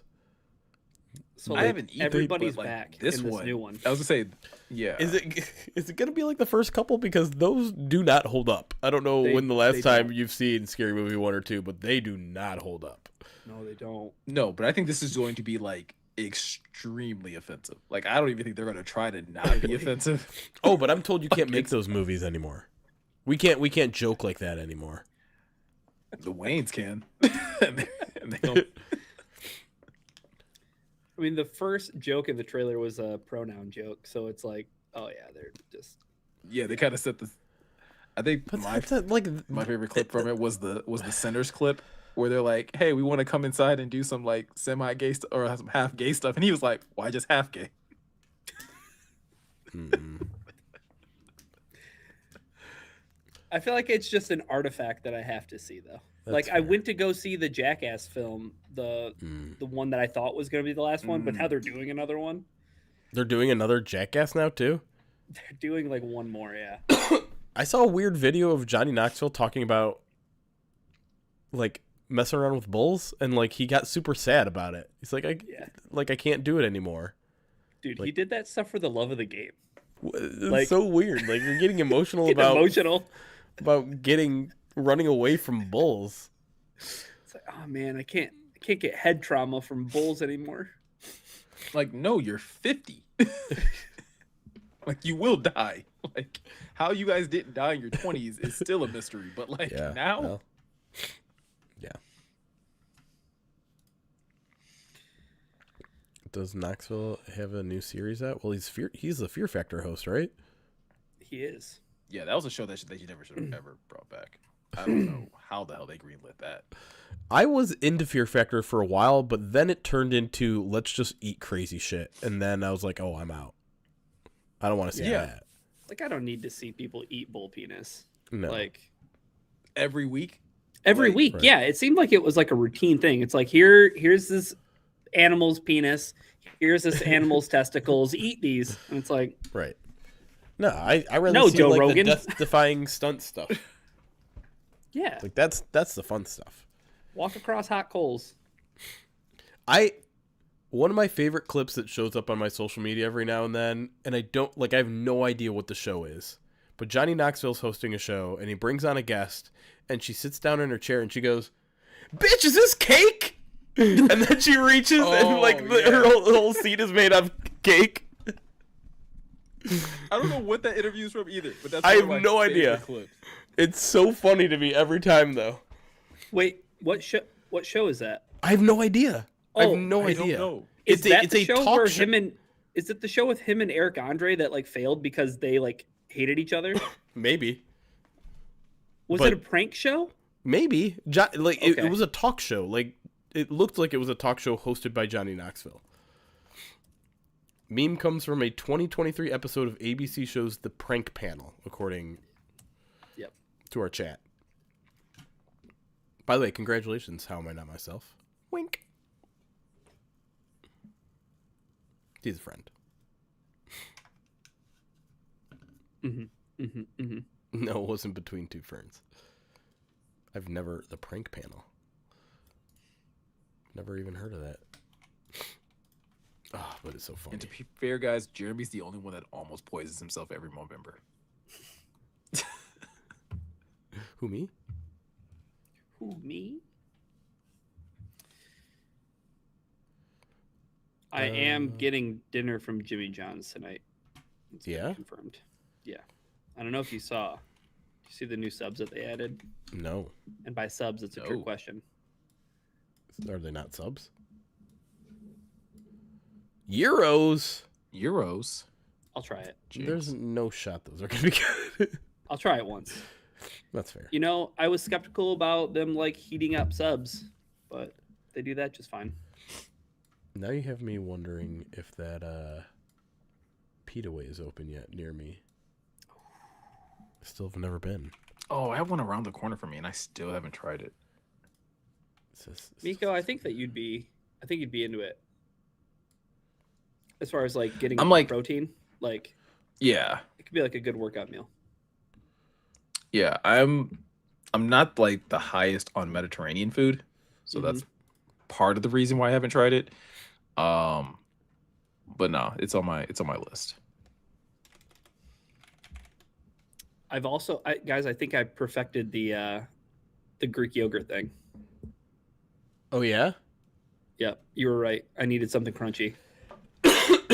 Yeah. I went with the vanilla almond like granola clusters with Greek yogurt. Oh, now that you say that, Greek yogurt, Jello pudding mix, and I did peanut butter in it too. Okay. I think the next step though is to chill it for a while. Like chill it. Get it thicker. Yeah, like let it get cold, because like when you're doing all that whipping to mix all the stuff in, it warms up and it's almost kind of like marshmallow fluffy in a way. Yeah. It's like I want to put it back in the fridge, let it sit kind of overnight, and then put the granola in it. So it's nice and crunchy still. It doesn't get like soggy or anything. I think that's the move. But we're talking about, have we talked about this on air, or was this mostly an off-air conversation before? I think it was mostly off air. Yeah, I think so too. We're just talking about like, I don't know, healthy-ish alternatives to quick, desserty, snacky stuff. Not smashing a bowl of cereal that should not be consumed by one human in one sitting. Yeah. And these guys put me on. They put me on, and I was reluctant, but I've seen their ways. Greek yogurt's it's kind of a hack. I also recently found out that there's a cookie butter granola by Is that like Biscoff? By whom? Is it Kodiak? It's like a high protein granola too. They do those I've seen those pancake stuff. Yeah. That's good pancake mix, by the way, too. Oh yeah, it's solid. Not great if you're trying to lose weight, only because like it does technically have like a high fat content, but otherwise, good. Oh, I kind of want Wendy's tonight, honestly. Oh, sorry. Food. We keep talking about it. I haven't really had dinner. I barely had any lunch. I haven't either. So maybe we should jump into segment 2. That's a good idea. I like that. Pride of dessert. I'm hungry. We didn't get any list cast. I would be. Time, by the way. I would be so down to do a Pride of Dessert type of just podcast video. Pivot. Oh, hold on. Wait a second, Laser Mouse. I don't mean to be the English teacher, but that's Pride of Desert. Ooh. Now, definitely not doing that. 2 S's because you like dessert more than you like deserts. Oh, it was always 2 S's to me, because you always want seconds of dessert. Oh, okay. The same kind of thing. Who knows? Maybe they could have been talking about Drew Petzing. Pride of Desert. I don't know. I don't know if Arizona considers him the Pride, although he got a much better report card grade than John Morton did. They graded on a curve. They knew how bad that offense was. The C-, the only C-, the Lions, the only C.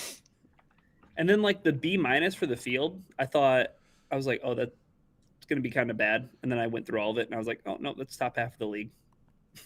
Like there were a lot of like F- out there for fields. Really? Yeah. There were a lot of people. There were a lot of teams that scored very poorly in that. And then I thought it was super funny too, that head coach, the Lions got an A, the Bears got an A, and the New York Jets got an A for head coach. They did? Yes. Wow. Yeah. I didn't see that. That's interesting. I don't know if they probably felt the way at the end of the season. But Me and the Lions beat were going through, I think it was me and Colton, we're going through grades from last year to this year, and the Lions, I think, improved on like 9 of 12 categories. They also added categories too. They did, yeah. Well, offensive and defensive coordinator, those are new ones. Mm-hmm. I think maybe they only decreased in 2, and one of them was Dan Campbell going from an A+ to an A. It's like, okay. They did fine. I blame John Morton. Everything gets blamed on John Morton. Everything in 2025 was John Morton's fault. Defense couldn't get off the field in 3rd and long. John Morton's fault. John Morton's fault. Graham Glasgow getting cut. John Morton's fault.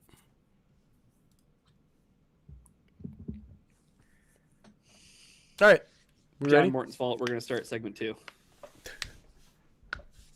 Let's do it. It's either that or talk about food for another hour. No. I want to talk about food in my mouth in an hour. That's something a sick man would say. Just glad you didn't say meat.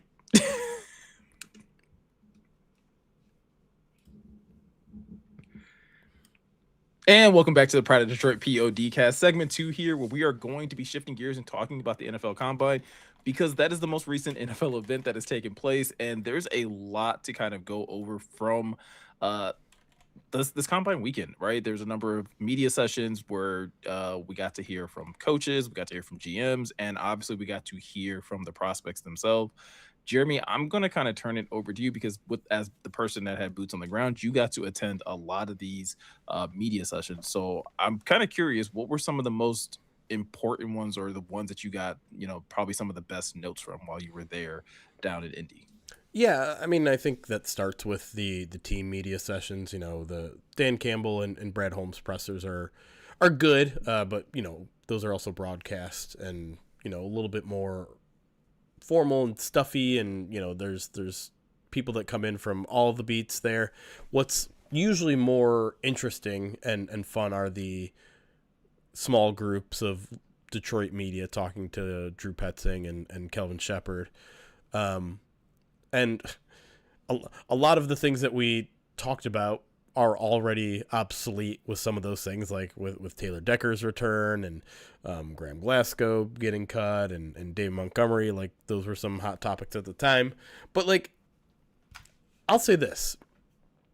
I think Brad Holmes' press conference was very interesting because the tone in his voice when it came to the conversation of splashy moves and being more aggressive in free agency, where last year and even in some other years he was very dismissive of it. He's like, he'll go like, well, when we re-sign our own guy, that's a splashy move to us, or we're saving this money for the vacation because we have to sign our own guys.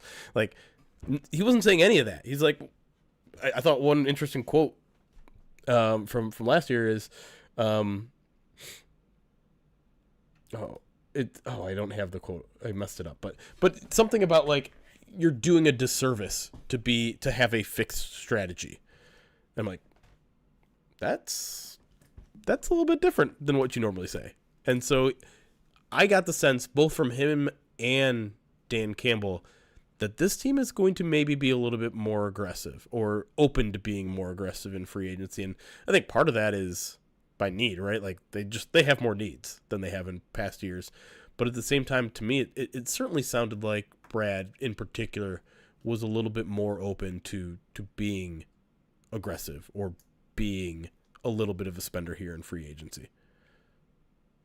Well, yeah, I think when you partner, like you said, some of the needs that they have along this roster, it does feel like they can't really take that lax approach, Ryan, right? Like, I feel like that's one of the criticisms that people kind of have in terms of the Lions having a quote unquote down year, which it is. But I mean, again, you still win 9 games.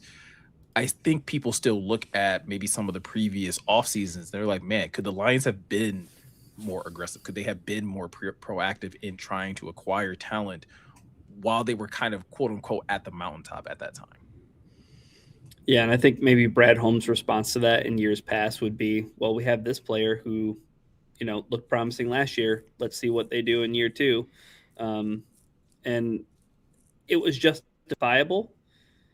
I think that there are just so many holes now, though, right? Like, who's behind Alex Anzalone? Well, the person behind Alex Anzalone is a position change, so to speak, from Derek Barnes playing Sam linebacker to playing Will linebacker.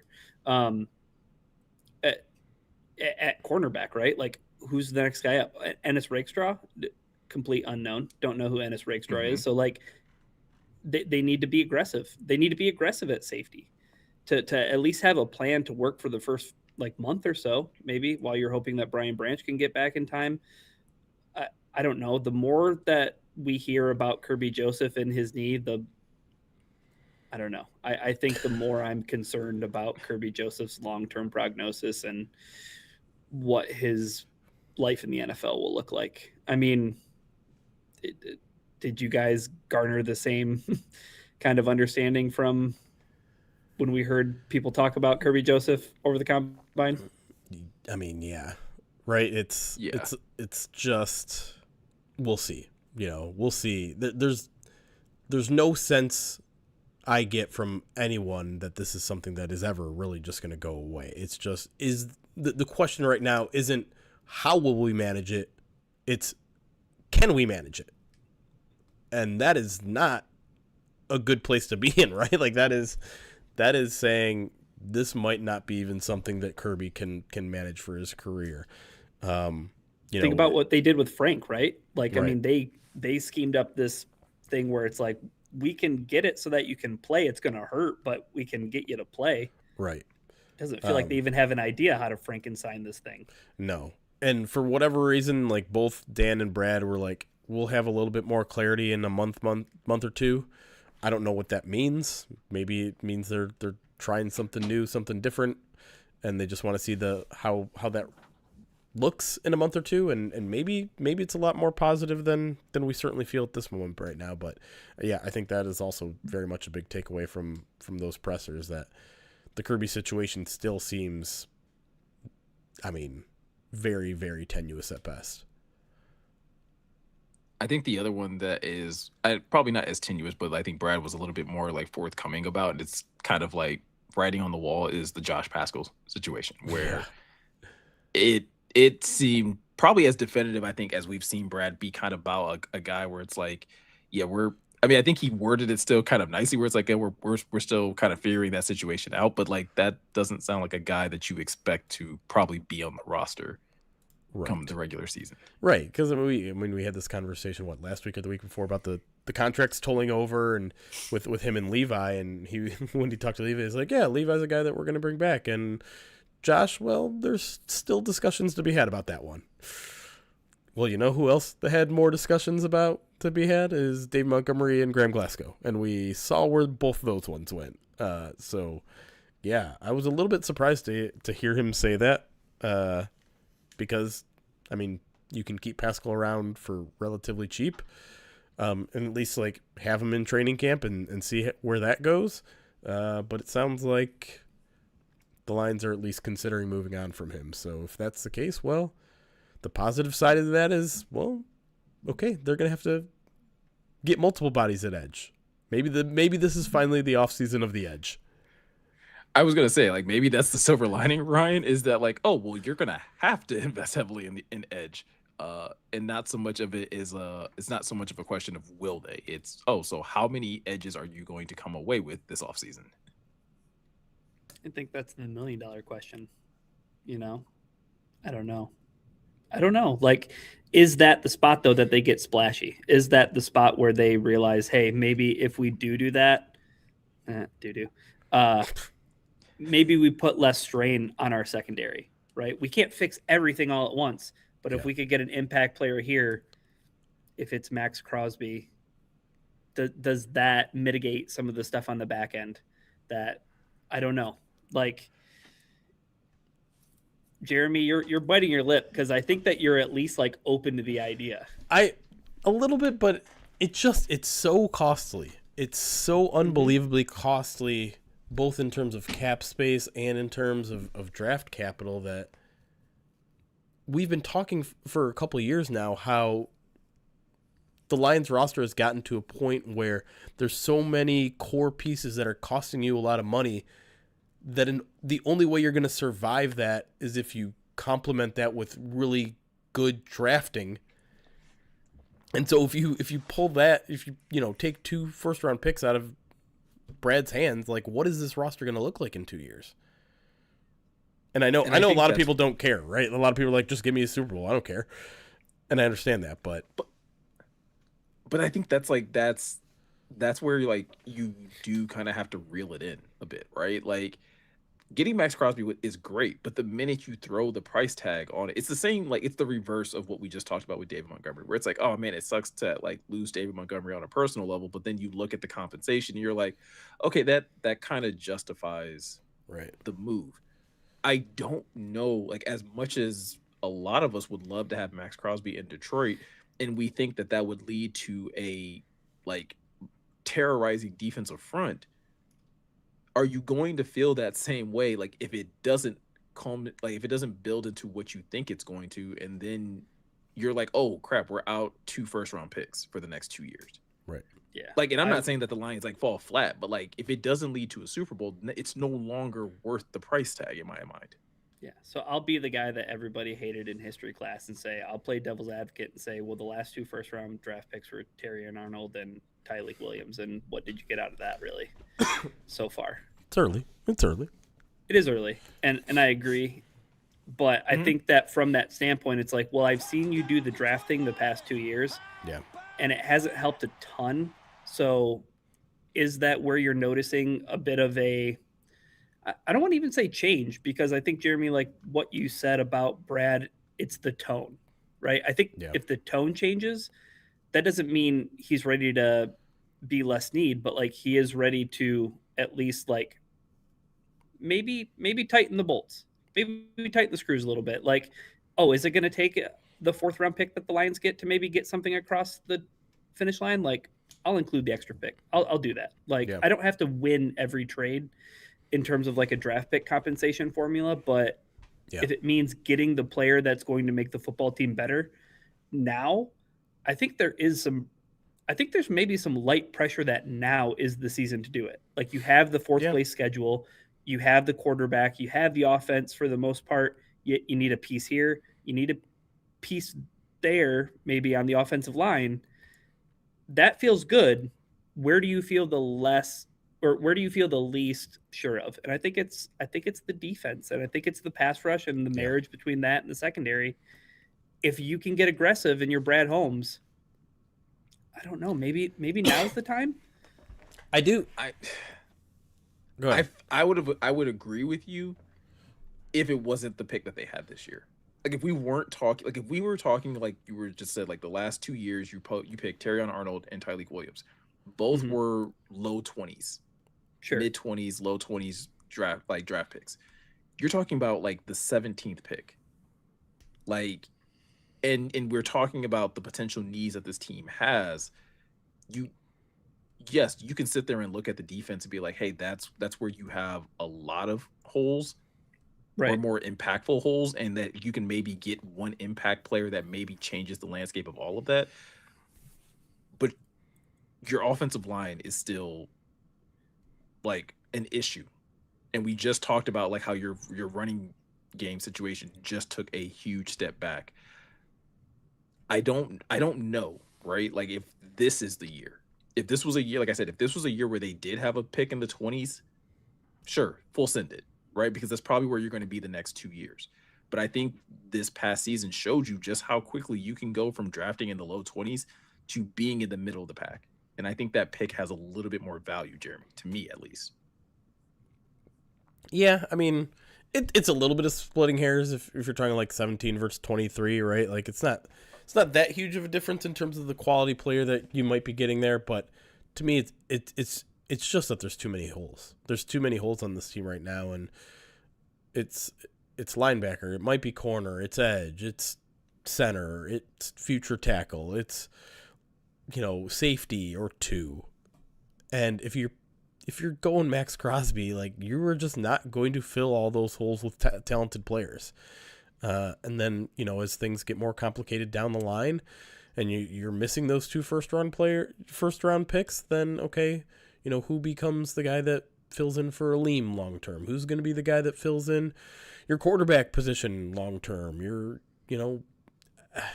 Are you going to extend? Are you going to be able to extend all your guys, or are you going to need a new tight end? Are you going to need a new, safety for Brian Branch? I just think in the long-term view, it's going to be so limiting, even though I get from a standpoint, if you have 2 elite edge rushers, that can make up for stuff, right? Like that can mask some of your deficiencies. But going back to Holmes, I will say the one encouraging thing about all this is that he seems willing to adapt. He seems willing to change his strategy, or at least he acknowledges that when the team is in different situations, it requires different strategies. So, this isn't going to be a guy who's just super conservative all the time, and I don't even think that's a fair interpretation of how he's ran the team the past few years. He's willing to understand that, hey, certain years are going to require different levels of aggressiveness, and I feel like this is going to be one of the more aggressive off seasons. I'm just wondering, like, the prospect, and I know we want to get into a little bit of combine talk, but like the prospect that could be there at 17 that's going to fill an immediate need for the Detroit Lions on day one and be an impact player. Like, I'm not saying that in like a rhetorical sense. If their top tackle isn't there, right? Then it's like, okay, well then you're moving down for an edge rusher. Maybe that's the need you determine to be the next highest need. Well, like, yeah, would it be cool to draft like a Keldrick Falk, or I don't know if Ruben Bain falls because he has short arms? Like, is that something that's like great, awesome? We feel great about this guy as like a future cornerstone. We have him on a rookie controlled contract, or is it just like, well, like a Max Crosby in the hand is worth 2 prospects in the bush kind of thing? Yeah, I think that is the interesting scenario you can find yourself in, right? Like, again, with us going back to like with Taylor Decker coming back and the Lions getting Juice Scruggs, and like, okay, the offensive line at least has some decent competition. Like at 17, you do, I think, in my mind, have a little bit more flexibility. Like you could be aggressive and trade the 17th pick and next year's first and maybe some other compensation to get a Max Crosby. Or maybe you find another deal, Jeremy, where you trade up because, like you said, you see a guy that's starting to slide. You're like, man, maybe if we can get ahead of this team, we can get Ruben Bain. We can get Sonny Styles. Like something crazy where you're just like, hey, that's actually going to really change what we do defensively. And it's less expensive than Max Crosby, both on a cap situation and a draft compensation type of scenario. Trading up is a hard sell for me, but I know it's a hard sell for you, but like I would be much more inclined to trade up for a young prospect, like, right, to Ryan's point, that you have control of his contract. It's going to be more cap friendly than what you're going to find yourself in, and it's going to hamstring you for maybe a shorter amount of time or less severely than it would if you trade for Max Crosby or a Max Crosby like player. I know we keep focusing on Max because that seems to be the player that quote unquote wants to be here or that would be the perfect fit here. But even any other player that's of that equivalent status or type of impact, like those established players in the leagues come with heftier price tags than it is possibly to move up in the draft. But I mean, what's it going to, like, how high are you going to have to move up? Because I mean, moving from like 17 to 10, it's still going to cost a lot.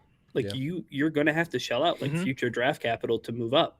And you're talking about probably, I don't know if it'd cost a day 1 pick in the future, but at least a day 2 pick and then additional compensation on top of that. So at this point in time, we're splitting hairs, right? A little bit. Cause it's like, to me, the cost of a future day 2 pick is not nearly as expensive or as crippling as a potential day 1 pick. Yeah, I think it's just important that I think you use Max Crosby as the example because it's not like there isn't like an equivalent player that would quote unquote be available that we're at least talking about, right? Like, sure, what in free agency are you going to do the Trey Hendrickson thing. Like, I don't know. There's going to be bidding for that. Is that the guy that the Lions even want? Um, I don't know, but like, it feels like Max Crosby is that game wrecking esque. He's in that elite tier of pass rusher that like. I think that's the philosophical question that you ask yourself is like, can this guy mask problems? Because I think that might have been the same thing that the Green Bay Packers said last year. And I understand if your argument is like, okay, well, how well did that work for the Green Bay Packers? It's like, yeah, it worked as well as it did until he tore his ACL. Like that's the NFL. That's like, the Lions had the best safety duo going into last season, right? And now we're here having the discussions that we're having. So it's, I don't know. It's that Jenga tower that I think that is the difficult progression. That is like where Brad Holmes finds himself in now. Is like that Jenga tower is pretty tough to keep standing as you keep on pulling out things like Kirby Joseph's knee, and Brian Branch's Achilles, and okay, like Frank Ragnow's gone. Like this is going here. Like how are you handling this? And I don't know. It's just tough. We're about to find out. About to find out. It's the off season, baby. All right, let's shift gears a little bit and talk actual combine standouts. And again, it's tough, right, to really gauge some of the takeaways from the combine because they're not in a lot of situations. They're not playing actual football. They're running, athletic drills and getting measurables in those types of situations. But Jeremy, anybody that stood out to you, either from a workout standpoint or maybe some media stuff that you were just like, oh, like this kind of seems like a guy that would fit Detroit pretty well. Well, cards on the table, I didn't watch a second of the actual on-field work at the combine. My entire focus when I'm down there is just getting to know the prospects kind of on a personal level. That I just view that as the best use of my time there because I get the opportunity to talk to them. I get the opportunity to ask them whatever questions I want. And obviously football character is huge in Detroit. So this guy ended up checking up both boxes. Monroe Freeling, the Georgia offensive tackle, scored a 9.99 RAS. So apparently he did good on the on-field stuff. And you kind of knew from his profile that he was going to be outstanding athletically. But he told a story about how he had an ankle sprain, a high ankle sprain, I think is what it eventually would be reported as. And he was in a boot through Friday of a week and begged his coaches to just let me travel with the team. I'll coach up the offensive tackles. I just want to be there. I want to make sure they're all ready to go. And then Saturday morning is like the coaches come up to be like, you want to be the emergency offensive tackle? He's like, hell yeah, I do. Absolutely. Lo and behold, they need him and he plays like 60 snaps on a high ankle sprain. Lion. You're a Detroit Lion. Yeah. Like I don't know if he's going to be there at 17. I mean, I think some of the projections are like maybe even top 10, maybe fall out of the first round. So it's a little bit all over the place right now, but you get the added advantage of like, played with Tate Ratledge. But I think the biggest question with him is I think he's only had like 17 or 18 starts in his college career. So there's not a ton of experience there. And his game is far from perfect, but in terms of football character, in terms of athleticism, it's all there.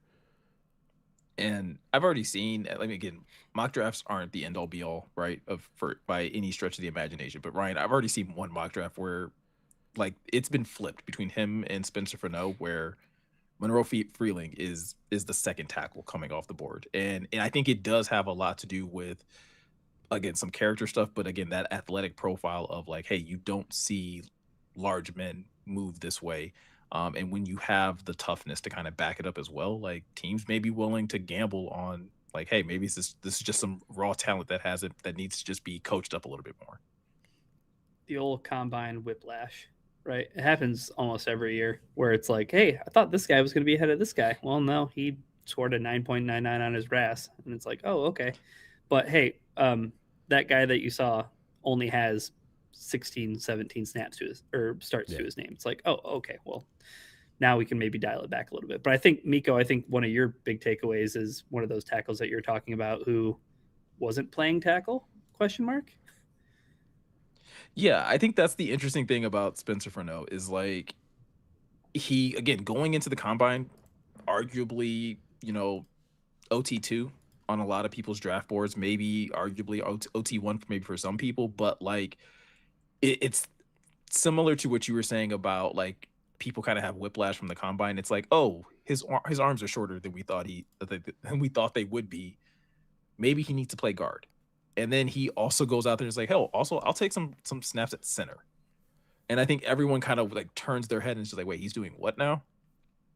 And I'm just kind of interested in like what that could potentially mean for his draft stock. Like, does he fall? Does he fall because he's no longer going to be considered a tackle and teams are going to want to take him that high?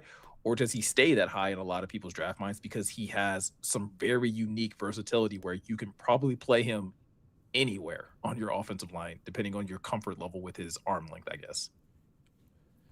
Yeah.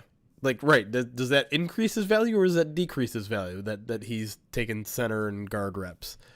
I still think I'd be surprised if he's there at 17, but if he is, and I mean, I don't know how seriously to take the center stuff either. Like, to me, that doesn't seem like a plug and play answer to the line center position, right? I think we're looking for a more immediate, solid, proven contributor at center. But you know, if you can find a plug and play guy for a year or two in free agency, or maybe you even think Juice is that guy, or whatever, yeah, I mean, it'd be really interesting because he's got a lot of other things that you'd really like out of any offensive lineman on your front five.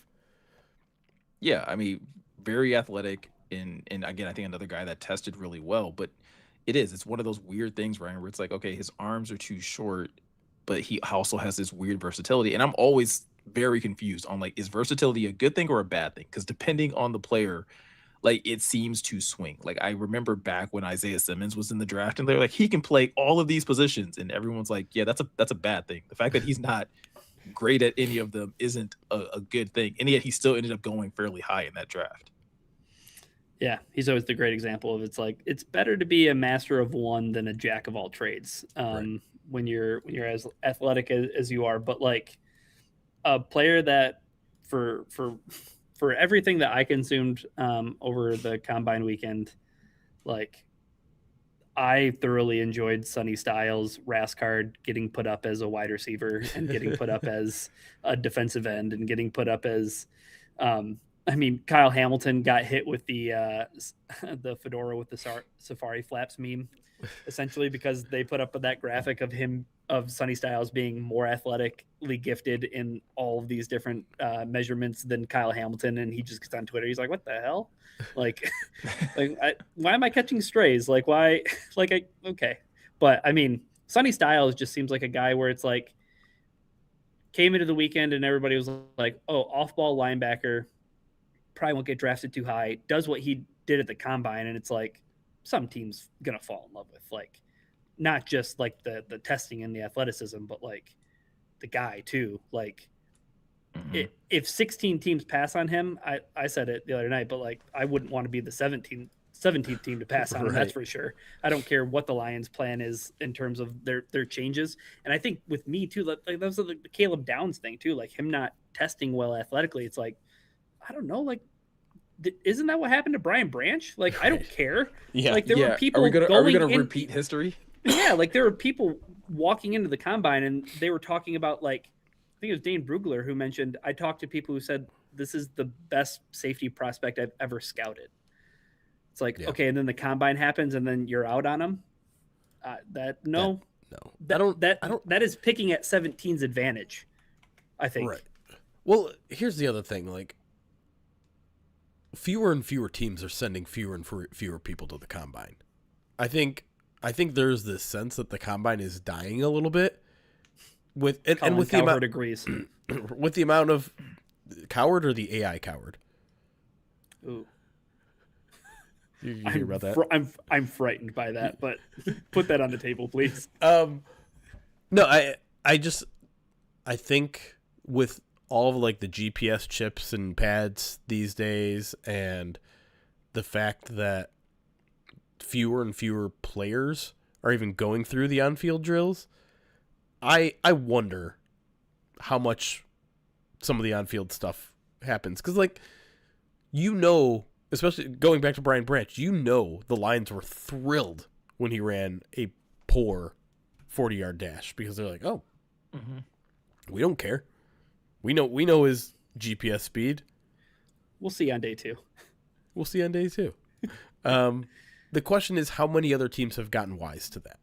Because listen, there are going to be bad, crappy teams that don't figure it out, but I think more and more are figuring out. And so, while I think like a really good combine can skyrocket someone, I would say a really bad combine probably doesn't hurt a prospect as much as it used to. That's fair. I think that's fair. Yeah. I mean, I think you're still going to have, like you said, you're still going to have those teams out there that put a high priority at specifically on certain metrics for certain positions. Right. But I think, Ryan, to your point, that kind of is the Lions' advantage. Whether it's a player that falls all the way to 17 or falls within striking distance where you're just like, oh, well, this player seems to be falling. I'm not going to allow X, Y, and Z team an opportunity to draft this player. I'm just going to go up and get him because we understand his value. We understand his impact. And yeah, I think it's going to be interesting over the next few years to see how the combine kind of evolves in that situation. I think, again, from a viewing standpoint, I always find the on-field drills way more insightful than the actual like measurement stuff, just because, again, depending on position groups, like specifically like safeties and corners, like, yeah, who does have tight hips versus who is actually able to turn and run, and how does that actually translate? Like that translates way more to football than whether or not you're a great broad jumper, in my opinion. But at the same time, for teams, they've already seen all that on tape, right? They know how you can transition. They know how you can backpedal because all that's already on tape. No, that's also true as well. It's good for us. But we didn't see Kenyon Sadiq run a 4.39 on film. True. That is also true. Anybody else, Jeremy, that stood out to you at the combine, specifically media day stuff? I know you. Yeah. I know you. Yeah. I would say Avion Terrell, the Clemson cornerback, AJ Terrell's younger brother. I just got a Meek Robertson vibes from him. Like, I think he can probably play some nickel. I think he can probably play some outside. He's a little bit undersized. And then when he was asked his favorite thing about football, he says, just being able to hit somebody for free. Again, lion. Yeah, you don't like hear lion. corners. Yeah, you don't hear corners say things like that. Right, exactly. And I like his comp is Honey Badger. Like, yeah, I want the Honey okay, Badger yeah. on my football Get a team. competitor like that. And then the other guy I mentioned is Texas Tech's Jacob Rodriguez. You know, fill one Rodriguez with another. He's got a fascinating story where he was a scholarship quarterback at Virginia, decided, no thanks. I'm going to go walk on at Texas Tech as a freaking linebacker. And then proceeds to place 5th in Heisman voting last year after like just having a ridiculous stat sheet where I think he forced like 8 fumbles or something like that. I was very impressed with how professional and mature he seemed at his press conference, and someone who just takes that route tells me probably a pretty smart dude who believes in himself. Mm-hmm. I don't know. This whole process, I started to fall in love with all the like walk-on guys because they have that I can go through adversity mindset that is going to translate well into the NFL. Like if you are willing to go into the transfer portal and walk on somewhere, you are going to be able to survive training camp and play special teams for a year and build up the equity to become a rotational or full-time starter. So, you know, I think I like Jacob Rodriguez. Jacob Rodriguez will probably have a clearer path to, you know, a starting position. And there are things he's going to have to work on. Like, he's not going to just be as good as Alex Anzalone right out of the box, but he's a guy that I like a lot. Yeah. One of my favorite reminders around this time of the year, though, is to think about that mindset that you talked about as far as you find it appealing for the players who have gone through adversity, because you think about like the other side of that coin, and he kind of became like the poster boy for it, but like Bryce Young, right, gets drafted first overall, all this adversity that faces when have you faced adversity at all in your football playing career since Pee-wee? Like, you won at the high school level, you won at the college level, then all of a sudden when things get tough in the NFL, how do you navigate those waters? Like, it's a different kind of hard. It's a different kind of psychology that, I mean, the Lions have kind of made their hay with some of those players in terms of drafting some guys that had a chip on their shoulder or had, you know, some edge to them. So it's something to keep in mind for sure. Yeah, especially if this is the year where the Lions kind of want to get back to that type of mentality, right? Where they want it to be highly competitive. It does seem like more of those types of players are going to kind of rise to the top. Maybe, well, maybe throughout the draft, but definitely probably on like day 3 type of guys, right? Like the guys that are actually going to kind of be willing to kind of get it out of the mud. I will say another thing that kind of stood out to me from this combine, again, it kind of goes back to just more of the measurable stuff, but I remember saying when we did our preview, like, hey, I really want to kind of like get a feel for the safety class, just because like the Lions are likely going to need to either add someone that can start at the beginning of the season or just at least be quality depth. And it does seem like it's a very athletic safety group, which is something that I'm always kind of really a big fan of, especially if Kirby Joseph is the one that you're kind of worried about.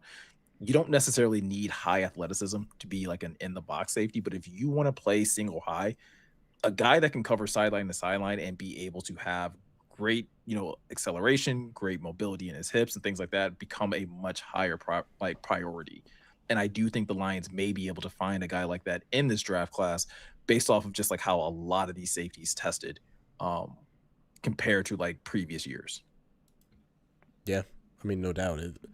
They were put on a show that night, and we still don't know how much of a need that is for Detroit, but it's certainly something that I think they're going to be considering, right? I think we've been talking about really this whole podcast about just you need to have plan Bs. So many different places on this roster where, you know, if the right guy is there, I don't think the Lions are going to pass on nearly any position, especially on defense when it comes to this year's draft, because there's so many needs, and two, I think this team still abides by the just get me talented players. And so if a talented safety is there, great. Now we have insurance in case of this. We can play some 3 safety sets if everyone's healthy and everyone's feeling good, but they're not going to pass on a good player. And I agree. I think this safety class really showed out in the NFL Combine. All right, guys. Well, that's pretty much going to do it for the main podcast, but I do believe we have a couple reviews that we wanted to knock out before we get out of here, right? That is true. Yeah, you want me to go All right, first? are you guys going to read these in? I was going to say, are you guys going to read this in unison again, or? I don't think so. We've divided them up because there's 2 of them, so it's even split. I'm going to read a review from G Unit 50. It is titled "Best Thing Since Sliced Bread." Quote, "Best Lions podcast hands down. Avid listener for over 3 years now. Love the show. Thought I was going to be depressed forever when the show went away. Yeah, me too, bud. So glad it's back and here to stay. Also, why did a Packers fan, Bears fan, and Vikings fan get into a fight to decide who gets to eat the last crayon?" Thank you, Mr. Cent. Mr. Cent. Crayon? Are we going to start? Are we going to start including dad jokes into the reviews? I kind of like that. NFC North. Put your favorite NFC North jokes into your reviews on Apple Podcasts, and we'll read your NFC North put downs. That's right. The other 5-star review comes from Doug Kopp. Title's "Great Pod." Says those guys blend humor with excellent Lions info. I'm way more educated on my favorite team than most. Nico's doing great. Says Nico, but Mika. I'm pretty sure he meant Miko. Yeah. I apologize to our audience because obviously if you guys don't get a chance to go over to YouTube or to Twitch to be able to watch our live stream, you probably have like zero clue on how my name is probably spelled, but it actually is an M, in case you were wondering, Meko. So we're going to go ahead and kind of get that out there for everybody, but appreciate all the kind words. We appreciate your guys' support. It means a lot to us, and that's why we're going to continue to read these reviews. So definitely go over to wherever you listen to podcasts, whether it's Apple Podcasts, whether it's Spotify, leave us a review, and we will make sure to read it on our next podcast. So with all of that said, if you guys are looking for any more additional Lions news, any more updates on some of the moves that the Lions are going to be making over the next couple of days, because I believe the tampering period starts next week. So there's the potential of a lot more things happening or a lot more news dropping over the next few days. Probably a few more restructures or potentially players getting released. So definitely check out prideofdetroit.com for all that latest news and updates. If you want to watch actually this live stream, you can always do that over at twitch.tv/prideofdetroit. Or if you're more of a YouTube fan, you can do that at youtube.com/prideofdetroit as well. Both of those places are great places to be able to watch the stream, and you can also see some of the conversations we have during the breaks, especially if you're a foodie and you enjoy talking about food. You're gonna have a great time because that's what we do way too often, or just the right amount depending on your viewpoint. So with all that said, I'm Miko, he's Jeremy, he's Ryan. Thank you guys for taking the time to watch and listen, and we'll see you guys in the next one.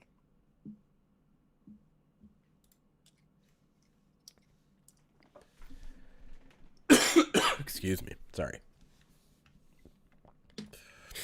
All right.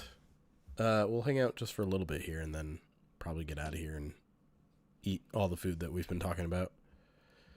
Get our McDonald's hot honey in. Dude, I really want to go back and just that needs to be a permanent sauce. If it's as good as you're describing it, I don't see how it couldn't be. Because again, McDonald's has not just McDonald's, a lot of these fast food places have a very bad tendency of not gauging I think some of their specials where it's like, yo, that's so good. You need to find a way of keeping that. Agreed. I'm so mad. I paid $10.99 for Peacock again. Dang it! Why do you have Peacock? For the Olympics? Well, no, I had it because it was on. I had a deal where I was getting it for $2.99 a month. Oh. They just pulled the rug out from underneath. Any thoughts on the new? No, that's how they get you. FanDuel Sports Network replacement? Zero feelings about it. It's just the same thing, right? I think are the prices the exact same? I saw an announcement, but I didn't read into it at all. What did they do? No. It's just a new network that's the same. It's keeping all the same people. It's not Bally Sports anymore. Except it doesn't have the Pistons yet. I'm assuming the Pistons will eventually jump over after the season. I don't know. It's dumb, and I'm assuming it's not going to be on YouTube TV, which is going to make me mad.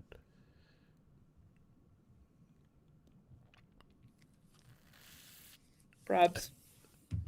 Yeah. And that means I probably won't pay for it. Which means I probably won't watch Wings games like I haven't. I was going to say, to watch some NBA games now, though, it's some of them are on Peacock, some of them are on Prime Video, some of them are on ESPN. I found that out by accident. I went to go, I turned on Prime to watch something else, and I was like, oh, there's a Pistons game on. Yeah, I'll watch this. Yeah. I watched a little bit of the Pistons Cavs game because that was on ESPN, right? I think it was a nationally televised game. Yeah, on Friday. Yeah. I was watching it mostly with Cleveland fans because I was rooming with Jared Mueller, the Browns Dogs by Nature showrunner. Also, Jeff Risdon, who I don't know if he wants me putting it out there, is a Cavs fan. I thought he was all things Cleveland. Anyways. He mostly is. He is. I'm not putting him on blast. I think most people know that. And it was just funny to watch a guy that covers the Detroit Lions and the Browns root for. So is it even better when you watch the Pistons win? It was pretty fun. Yeah. Yeah. I was the only one there rooting for the Pistons. What wasn't fun is watching the game on delay for 10 minutes while the horn was going off. I heard about that. I heard about it. I didn't watch it, but I could only deduce what was happening because I was at a sports bar and the sound wasn't on. But yeah, the horn was just continuously going for 10 minutes. Wow. And they couldn't figure out how to turn it off. I was watching it without any sound on at the golf simulator, so. Nice. All right, guys. I'm going to go get Jimmy John's. I got a hypothetical. But I will listen to your hypothetical first. Yeah. Okay. Again, mock drafts mean absolutely nothing. I know Uh-huh. this.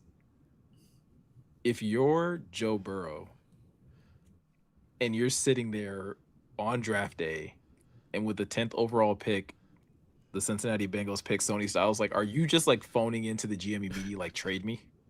Like, trade me now? Who do they need? What do they need? Offensive linemen? Don't they still need offensive line help? Probably. Like, from the day they drafted him, I feel like they've needed offensive line help. Just the Panay Sewell meme.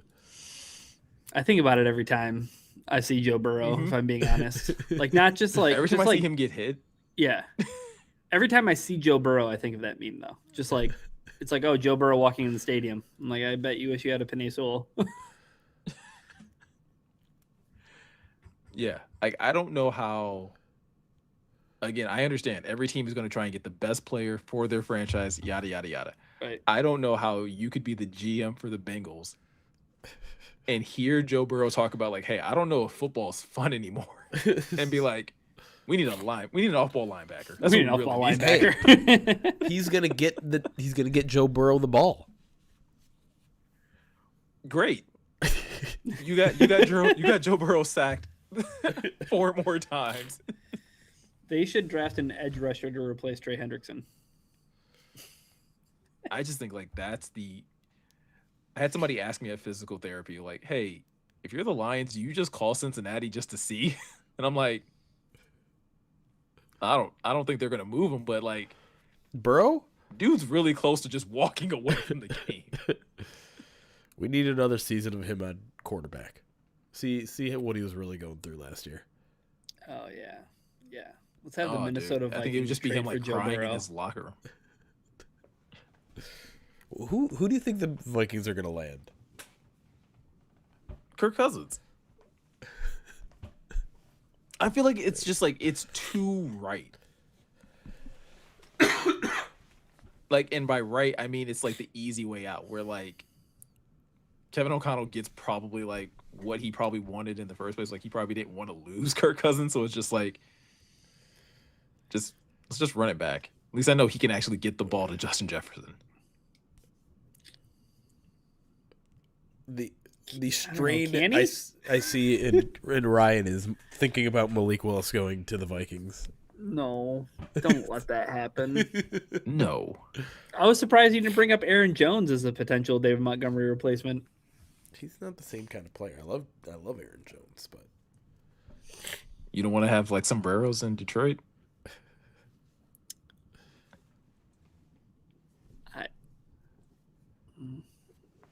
No Malik Willis in Minnesota.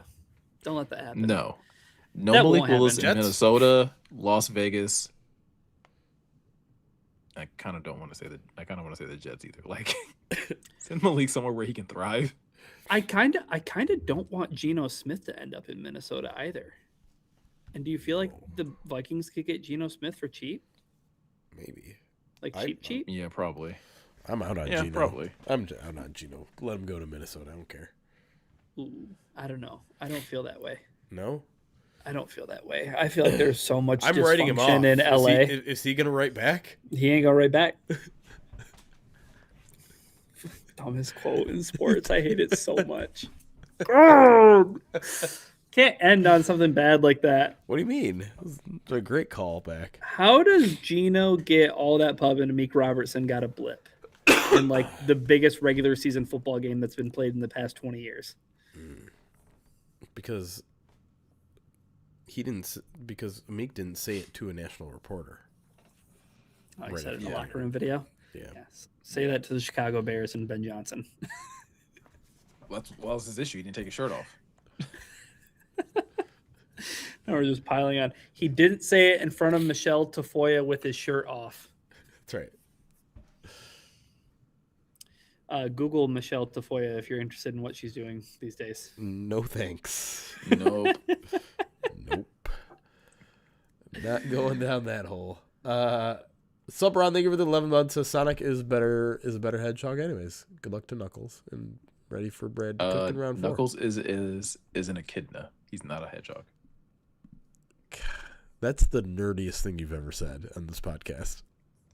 Oh, well, it's just There's no way that's the nerdiest thing. No, I think it is. That can't be it. Well, actualing a cartoon character is absolutely the nerdiest thing. Video game character first, before he was a cartoon character. Are you adding on to your well actuallys right now? What's happening? I'm just saying, if we're gonna talk about it, like let's I thought we prided ourselves on being that's what I'm saying. I thought we prided ourselves on being a factual place of information. Prided? Prided? He said the name of the website. Yeah, Detroit, thank you for the 78 months. And Tails' real name is? I don't know. Oh, I have no freaking clue what Tails' real name is. No one cares about Tails. Dang. He's the Toad of the Sonic universe. Miles Tails Pow. Oh, I think it is Miles. Chad is pretty nerdy. Tails is Sionivaki. Poor Eric.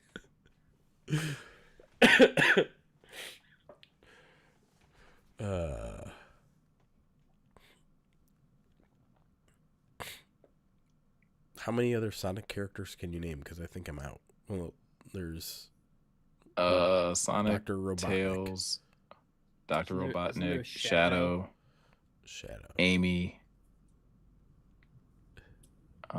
Silver, Metal Sonic. Metal Sonic. His name's Miles Power, which is like miles per hour. Oh, I get it. It's a real like Detroit on Lion situation there. How dare you? How dare you make fun of my username from 20 years ago? Well, it's only because I can't make fun of your Family Guy message board username because I don't know what it was. I think it was Dr. Dreidel. I went by that for a while. Yeah. Yeah. You went by what? Yep. You heard me. Dr. Drano? Why did No, Dr. Dreidel. Like a dreidel. Oh. I didn't know that. Jeez. Yeah. I still have Dr._Dreidel at yahoo.com is one of my emails that I do not check at all. So feel free to send whatever you want over there. Oh, careful. Don't do that. Yeah, please don't do that.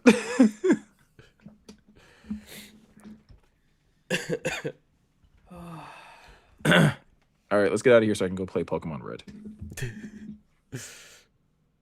Sorry, Pokemon Fire Red.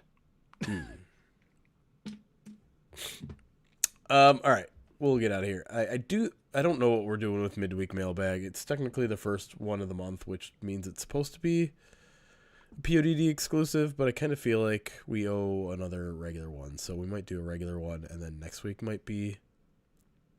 But then next week's gonna be in the middle of free agency. I don't know. I'll figure it out. It'll be a surprise. It'll be a surprise. Either it'll be in your inbox if you're a Pride of Detroit Direct subscriber, or we'll do it live. We'll do it live. Do two of them. We could maybe do two of them is the right answer. I also need to get healthy first. I'm going to the doctor tomorrow, so hopefully I make it that far. Gonna go see Dr. Robotnik. That's right. It's your new primary care Dr. physician. Dreidel. Dreidel? All right, guys. We'll see you at some point soon. Bye. No.